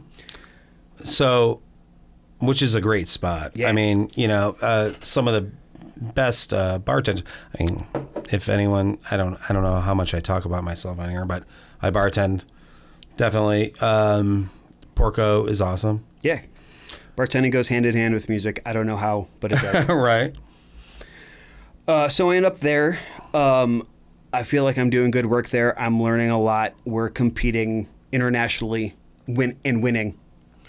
I was working at Punch Bowl at the time, and we would do the Sailor Jerry cruise. Yeah. And you guys always won. Yeah. And we were always like second, kind of. I have that. That's the Sailor Jerry.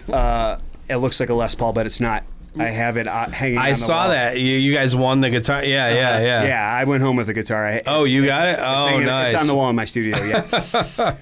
So, bartending career, and I say career because it felt like a big deal. We're flying out and winning stuff, and that place is balls to the wall every night. I'm having fun. I'm in a good mood.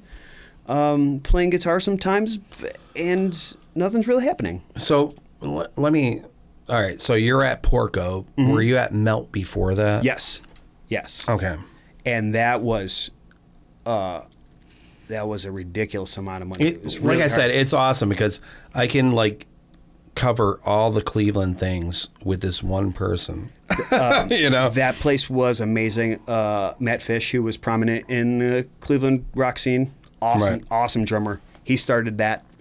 So he was super cool with, letting you go on tour and having other things. Nice.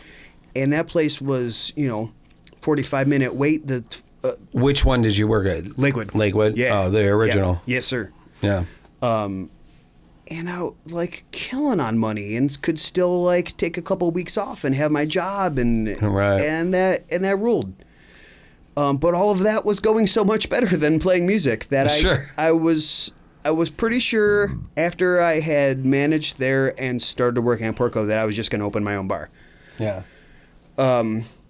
But working at Porco was so much fun and way cheaper than opening my own place. So I was just doing that. And then, chopping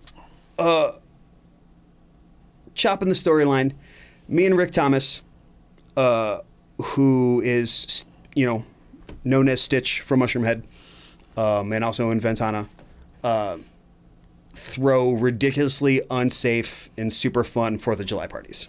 Nice. Have for years. So, I'm guessing guns and stuff. You said unsafe. Not usually gunplay, but a lot of time there's an 8-foot bonfire with several $1,000s worth of fireworks in the bonfire. Oh, nice. Yeah.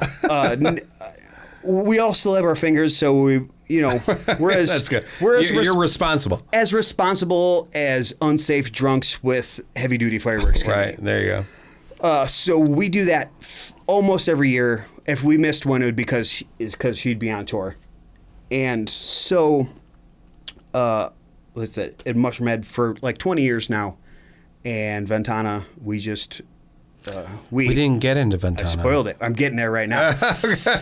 So, we're having a raging 4th of July, and I'm not really in a band at the time. And Ventana's playing shows, and they're still doing great. So what you're saying is you were bartending all this time? And yeah, I was kind of... You weren't playing in music or whatever? I wasn't like retired, but I was kind of retired. Okay. I didn't have any full-time thing. Me and Rick are buddies. Ventana keeps playing. He keeps hitting me up. He's like, hey, we need a good local opener. Can any of your 3 bands play? And I hit up 18 people, and there's always one person in each band couldn't play for whatever reason. I'm getting sick of it. So we do our ridiculous 4th of July rager, and we're both drunk, and I'm like, hey, man, why hasn't Ventana put out an album in X amount of years? It was a lot of years. I don't remember what the number was. It's like, well, people flake out and X and Y and Z, and I got to do this other thing. So you weren't an original member in Ventana? No, Ventana started, it's been 18 years. So it was 2004 when they started. So, dude, you just kind of like jump on these bands. Yes, that's what, yeah. Because I kind of thought, like, I was like, man, this guy's creating all these, like, what the fuck? But no, you just kind of know how to jump onto these. I fill the hole. Yeah. So drunkenly, I asked him why they haven't put out material, and he had, 100 reasons why bands don't put out material, because they exist. And I was like, I'll write you some songs, man. It's like, oh, yeah, cool, yeah. I'd love to hear it. And then I go home, and in like 10 days, I write 5 songs and send him some stuff and don't expect to hear much back. And he's like, oh, these are cool. I'm going to come over Sunday, and we'll work, and we'll talk about it. Yeah. I think we had actually talked about starting a whole other band. Yeah. It's like, why don't just me and you start a band? It'll just be us. He's like, yeah, cool. I'm going to come over on Sunday, and we'll work on them. He sits down and goes, okay, so how do I get songs 1, 2, and 4 for Ventana? I was like, oh, well, yeah, that's cool. And then we start working on that stuff. And then he keeps trying to book me opening for them, and for whatever reason, it doesn't work out. And then he's like, well, you've been writing all these tunes, and why don't you just join Ventana? I was like, well, I'm semi-retired, but also, yeah, that sounds cool. How far along were they, though? You know what I mean? Like almost 11 or 12 years in. Okay. They had one full-length album out, which had done well. They had a deal with Trustkill, which is a label that ended up going to the wayside, but they had a Trustkill deal, and we're like, we played the final show on Saturday, and there was 500-600 people there still. So, yeah, I want to say after the pandemic, the first show I went to go see was at the Odeon. It was a Ventana show. Yeah. And it was amazing because I got to see so many people I haven't seen in a long time. Yeah, fucking A. Yeah. So that gets handed to me, and they put out their first album in like 11, I don't know the time frame. The 11 years before I joined the band, they put out one album. I think it came out in 2009. And then in 2016, put out their first album since that. Mm-hmm. And I had whipped that together so fast and come up with so many songs so quickly. Year later, the Tommy Church had quit Mushroomhead, and I was offered the job for that. Bass player. Guitar player. I'm sorry. And I said yes, obviously, because I like riding around in buses and playing heavy metal for a lot of people. And so that was the progression. It was like you were doing the Ventana, and then what would you say is what would you say is like, because I have mine, I played in a bunch of different bands, but there's like a one band that like I feel like I contributed mostly to. What would you say that is? That's Keratoma. Okay. I wrote probably 70% of that material. Okay. Like, made the quote unquote business decisions and sure. But we were like a really good team too. I needed those guys just as much as they needed me. It was never a what I say goes. I kind of had final say, but I always if the democracy won out, if it was everyone against me, then clearly you guys are right. Sure. Yeah, I was in a 3-piece, and it was like 2 brothers and me, and it was like, oh shit. Yeah, so I usually lost, but right. for the best. You know what I mean?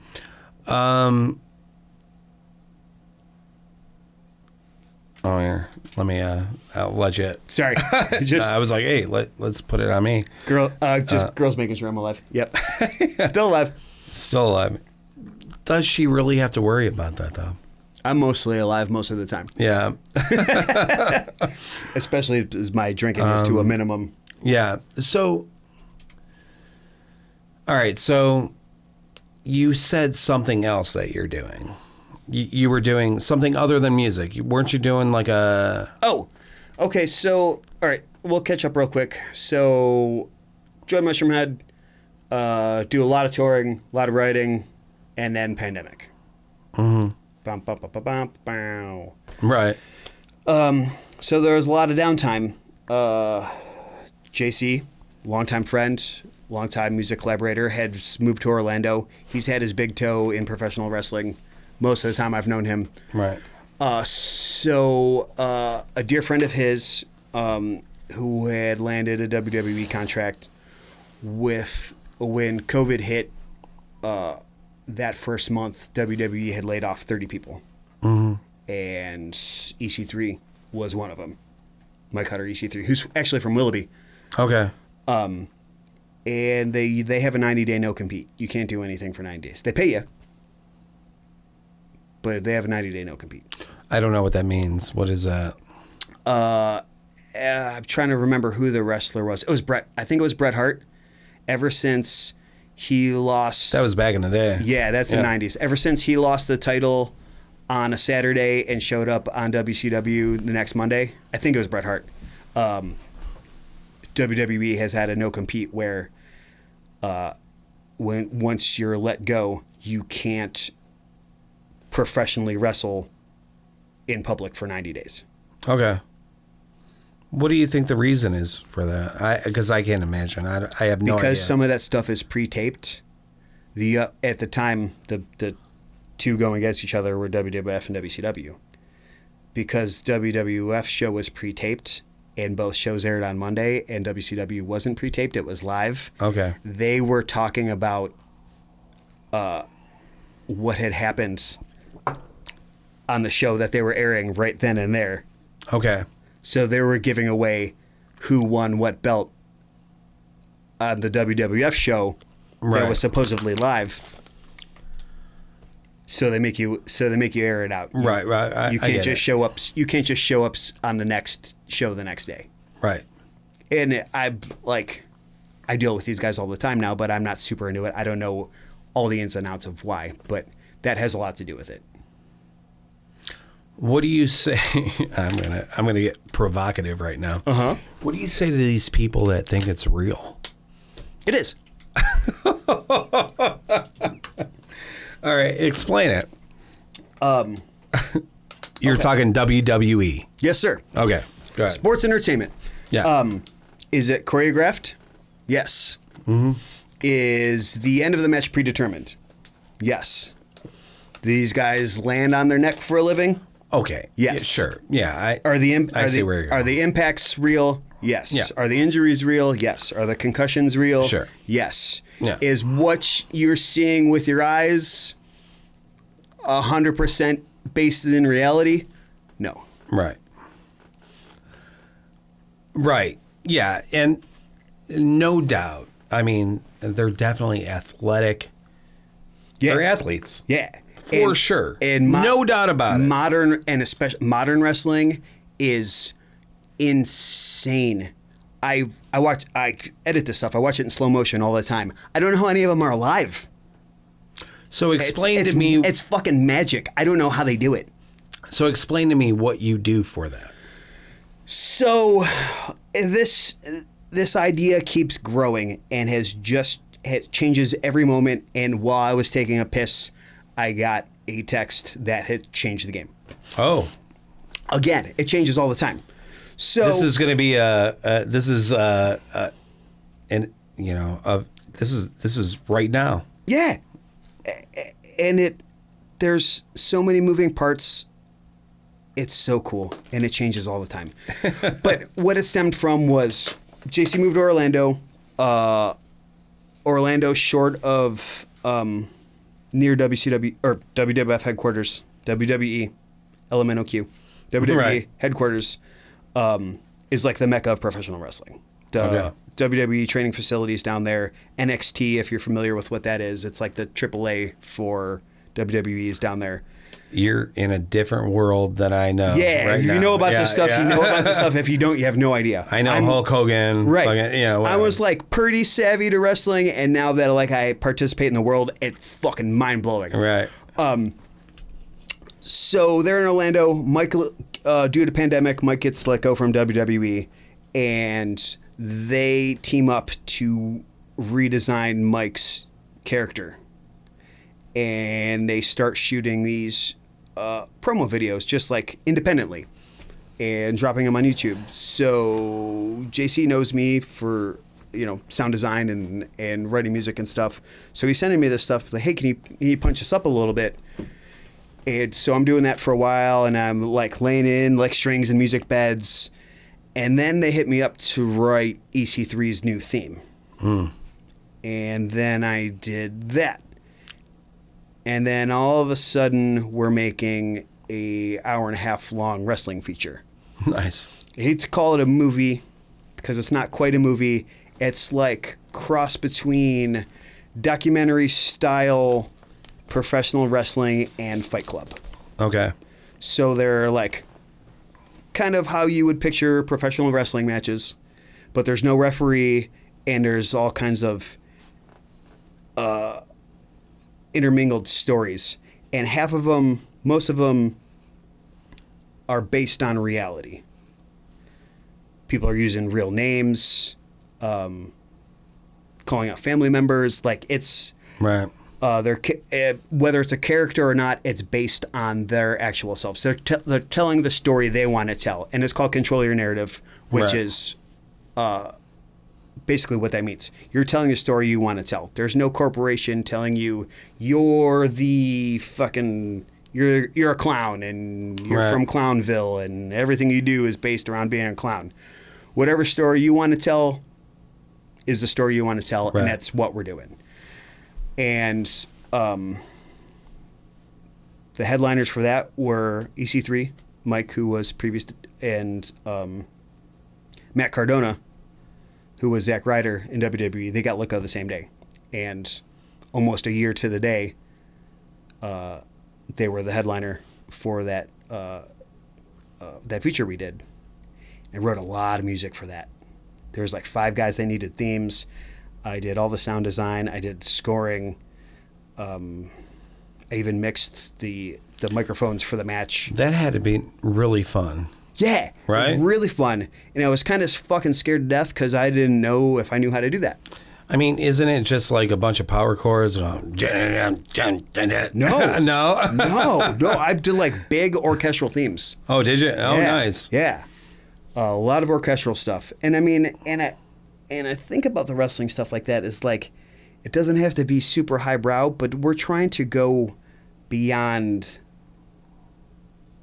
what people think wrestling is. Mm-hmm. So we shoot over that. And I still got to remember this is still professional wrestling. So don't overshoot it. But at the same time, we're trying to set a new bar. Right. As far as what this is and what people think it is, and what ultimately what everyone else think it is, and what we think it is, and what it should be. Right. Real storytelling. It's made up too, but it's just a little bit. Right. So they tell you like the storyline, and then you kind of come up with like a score to it or something. Or yeah, whatever. they tell me I'll get a premise of the storyline, and then they shoot it, and then they'll edit it, and I'll get the raw footage, and I just plink around to it until. Dude, that has got to be so fucking fun. It is. It's fucking nerve wracking too, but it rules, and our time frames are usually short. We've done 2. The second one was rushed because our dear friend Adam Scher, Braun Strowman. I don't know if you're familiar with modern wrestling. I don't know anything about it. This cat's like 7'1" and 350 pounds. Was Universal Champion a couple times, and out of nowhere he got let go. And so we wanted to be the first place he showed up. So we had 90 days. Oh, so yeah, time crunch. So we hauled ass, and Adam rules. I wrote his new theme, which is heavy as fuck. Right. That's what I'm saying. Yeah. Something. But it's big and orchestral too. Okay. He's a big teddy bear, but he's also a bruiser. Sure. Man. Brutal. And his voice is so cool. I just love listening to him talk, because just his chest cavity is so big that his voice just sounds like he sounds like a monster. Fucking rules. So it's really, I really look deep into writing these guys' themes, because it sounds surface level, but it's character storytelling via music. So you got to really think about it hard. Well, I mean, my cousin, I have a first cousin that, I'm like, it's not real. He's like, well, it's kind of real. I'm like, whatever. But it gives him joy. Yeah. You know what I mean? I mean, for a lot of people. Yeah. A lot of people love that shit. WWE profited over $1 billion in 2021. Yeah. That's crazy. Yeah. A lot of people really like it. Yeah. Yeah. And do all the punches land? No. Well, whatever. But like I said, I watch this shit in slow motion. Yeah. Like frame by frame. And how these dudes aren't dead, I don't know. It's magical. Well, I'll put it on, and everyone's like, "Oh, fucking stupid wrestling, whatever." If I have people over and we're talking, whatever. But everyone can always agree that they are very athletic. You know what I mean? Right. I mean, you can't deny that. One thing I've noticed, I put it on at the bar all the time. We're like, horror movie. Right. And then once it starts getting late, even if it's like old, like 80s, 90s wrestling, classic wrestling, yeah, I put it on. And one thing I've noticed is whether there's some dude that's like, I remember this, and it's this guy versus this guy, and this is what happens, or someone that's like, oh God, wrestling's on. Neither of them can take their eyes off it. Right. They're glued. Well, but you can also put on Too Cute. A bunch of puppies, and everyone will watch that too. I mean that's true. That's true. But I do want to bring this up because as I was stalking you, I saw Ric Flair on your fucking yeah. Like, what the fuck, dude? I'm an old school wrestling nerd. What can I say? And it's and the rest. To be honest, the wrestling stuff is some of my favorite stuff I'm doing right now. No, so was that your girlfriend that bought you the cameo thing or whatever? Yeah. It's my 40th birthday, and she very lovingly had a vast majority of my friends put together a little video piece saying a bunch of unrealistic fake shit about how awesome I am. Well, I didn't see that. I saw Ric Flair. Oh, there's a whole one. It ends with Ric Flair. Okay. Yeah, so it started with she bought the Ric Flair cameo. Which he killed it. He was so he's like 74 years old. Yeah. And was so fucking Ric Flair. Like he's been doing that every second for 50 years. Yeah, yeah. And just crushed it. First thing he says is how hot she is. And I mean, dude got dropped on his head for a living for 50 years and is still just. Yeah. Oh man, it's so good. Nature boy. The nature boy. Yeah. It's ingrained in me. I remember watching that shit with my grandma, and she thought it was so funny because she would root for everyone all the bad guys. And we were little kids. I didn't realize how cool it was to like the bad guy yet. And she would just root against whoever we were rooting for, and it was so funny. Yeah. The main reason I really wanted to talk to you is because you work at L.B.M. It's definitely one of my favorite bars, for sure. It's amazing. If not my favorite bar. It's the main reason I can eat food and have a house. So we're here today. He's going to tell everyone what L.B.M. stands for right now. A lot of beautiful men. My guess was Lakewood, Birdtown, Madison. No, why would that be a secret? Did you miss the 3 months where we told everyone who it was every day? I missed it, I guess. Yeah, the last 3 months of 2021, that the name of that menu was what L.B.M. stands for. Really? Uh-huh. You know who noticed? No. Nobody. only the 30 people that know what it means saw it and went, holy shit! Yeah. Everyone else was like, oh yeah, I'll have the okonomiyaki. What's L.B.M. stand for? Well, I guess the tens of people that are watching this right now, you're gonna right. We can't not mention Jim Kanye. Well, every single one of these, Jim Kanye comes up. So yeah, here right, it is. Because we're fucking in Cleveland. That's why. Right. Jim Kanye was very pivotal in my life. Yeah. Yeah, going to shows really young and seeing Schnauzer a lot. And just, he was like one of the first dudes to like, hey, you come to more than one of these. What do you? I remember the first time I talked to him, they'd played in Kent, somewhere in Kent, on like a Tuesday, and we were high school age. We had school the next day. Right. And we're sitting out on the sidewalk waiting to get in. Jim walks by and he's like, Yeah. fuck are you guys doing here? Right. Like, we're here to see you. What do you mean, what are we doing here? It's like, it's Tuesday. You kids are clearly 16.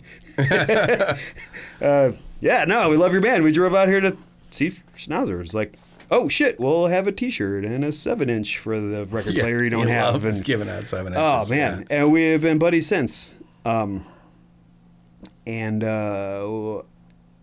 Jim had passed, I didn't mention playing a State of Conviction. Yeah. Well, he just casually brushes over these really good bands that he played dude, with. Just casual. So stoked to play State of Conviction. I love State of Conviction. Yeah. Love State of Conviction. Yeah. And while me and Jay were doing the studio, State had a show coming up, and he wasn't sure who the guitar player was going to be, and asked me to do it, and I've done it ever since. Yeah. But after Jim had passed, we had a State of Conviction show coming up, and the rest of Schnauzer was going to do some songs during our set.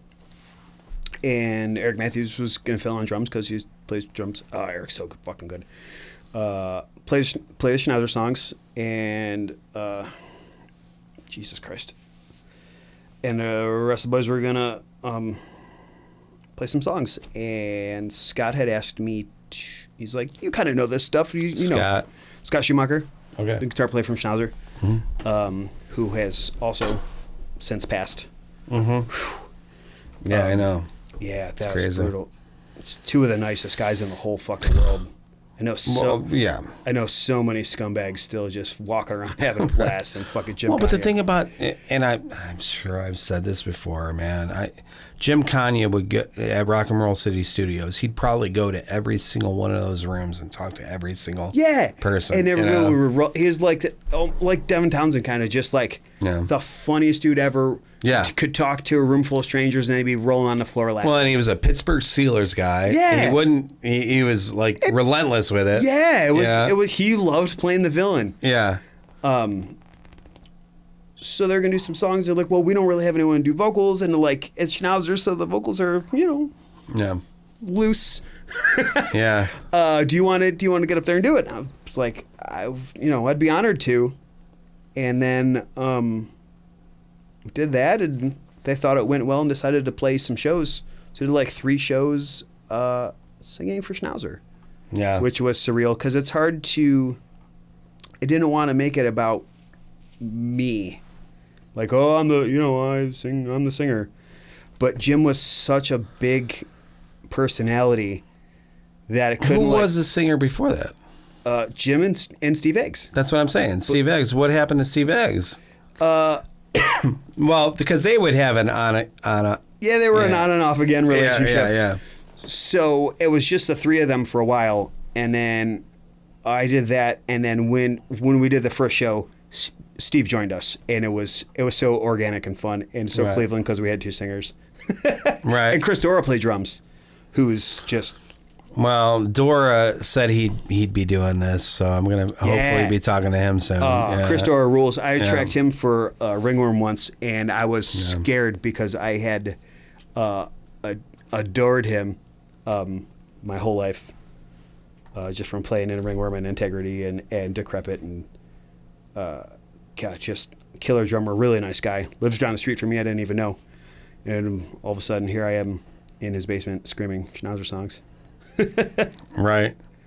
That's surreal moments, and then we had some more planned, and then Scott got sick, and before we knew it, he was gone.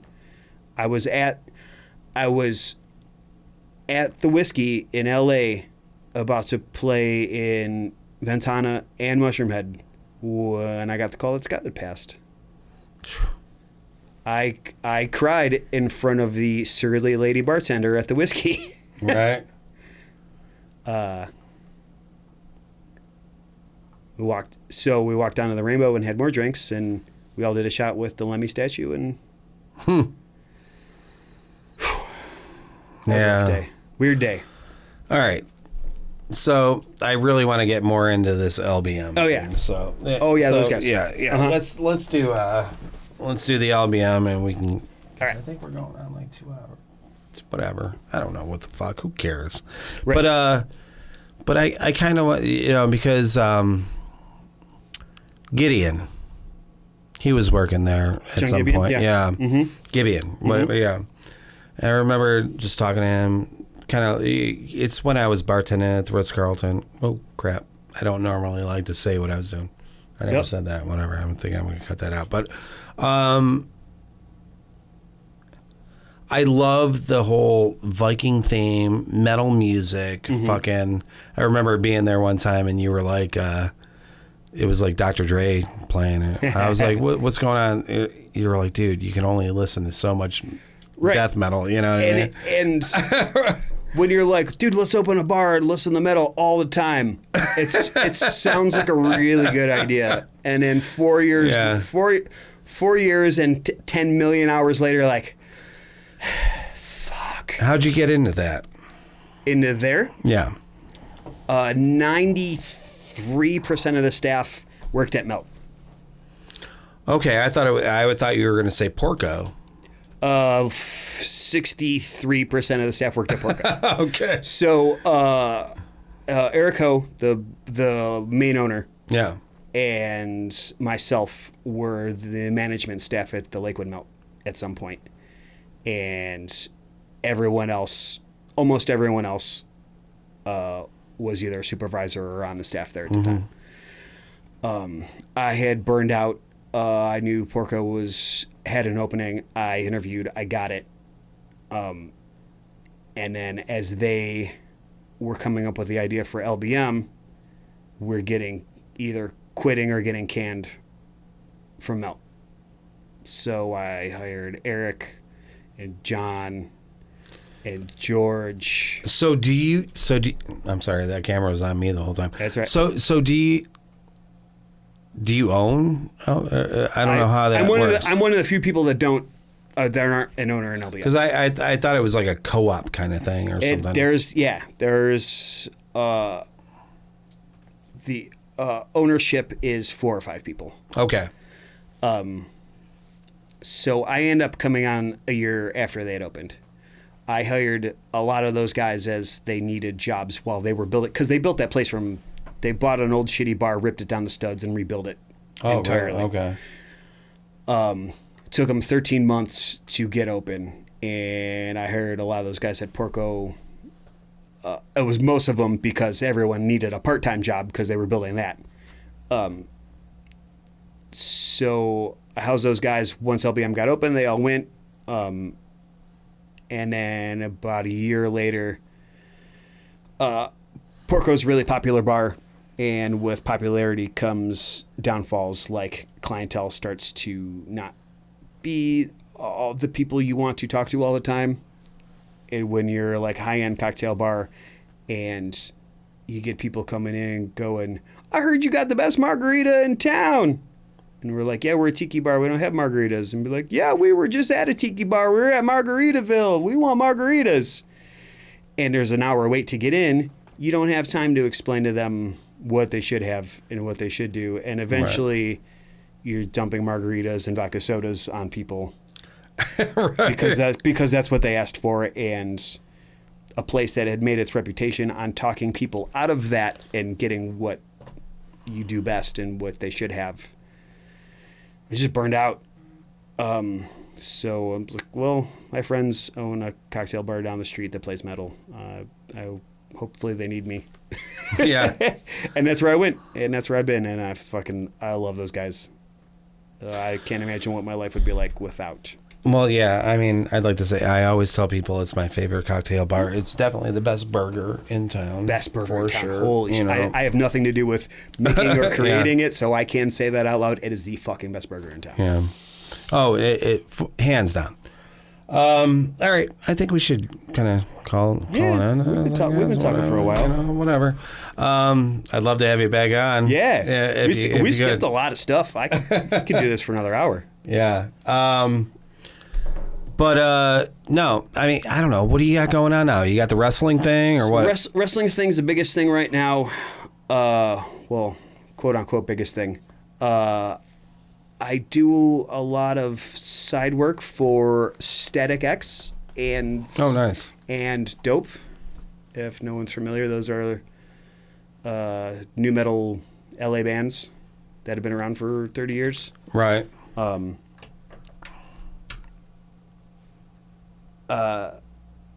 don't even know how I kind of fell into that. Shroom was on tour with those guys, and the drummer from Ventana plays drums in Dope, and drum techs for Static X, and a couple of those guys were looking for material, and he introduced us. I sent them some stuff, and we just kind of file swap. Right. Not like a major force in anything they do, but I do a lot of sound design and keyboard stuff. I'll get songs or just a couple riffs and be like, do your thing and send it back. Yeah. I do my thing and send it back, and here we are. Yeah. It's kind of surreal and weird. That's awesome. Yeah. No, but no. Well, I guess we'll wrap this up. Dude, it was a pleasure having you. Yeah. Dude, seriously, this is, well, I'm not going to say it was my favorite because I like them all. I know who else you had on, so don't call me a favorite. But no, Tom, definitely. Yeah. Thank you so much, man. Thanks for having me. This is fun. Yeah. All right, man. And yeah, if anyone, dude, check them out. Dude, what you guys? Ventana's doing their thing. Whatever. We just played our final show. Yeah. Or at least called it Goodbye for Now. But we put an album last year. It's one of my favorite albums I've been a part of. Mushroomhead's on hold until next year, as far as I know. Okay. Just touring's complicated. Wrestling things happening as we speak. Apparently John Cena seems to think so. Yeah. Or he thinks we're cool. Well, I've been watching Peacemaker. So. Oh, dude, it's so fucking funny. So fucking funny. Yeah. I love watching John Cena swear. Yeah.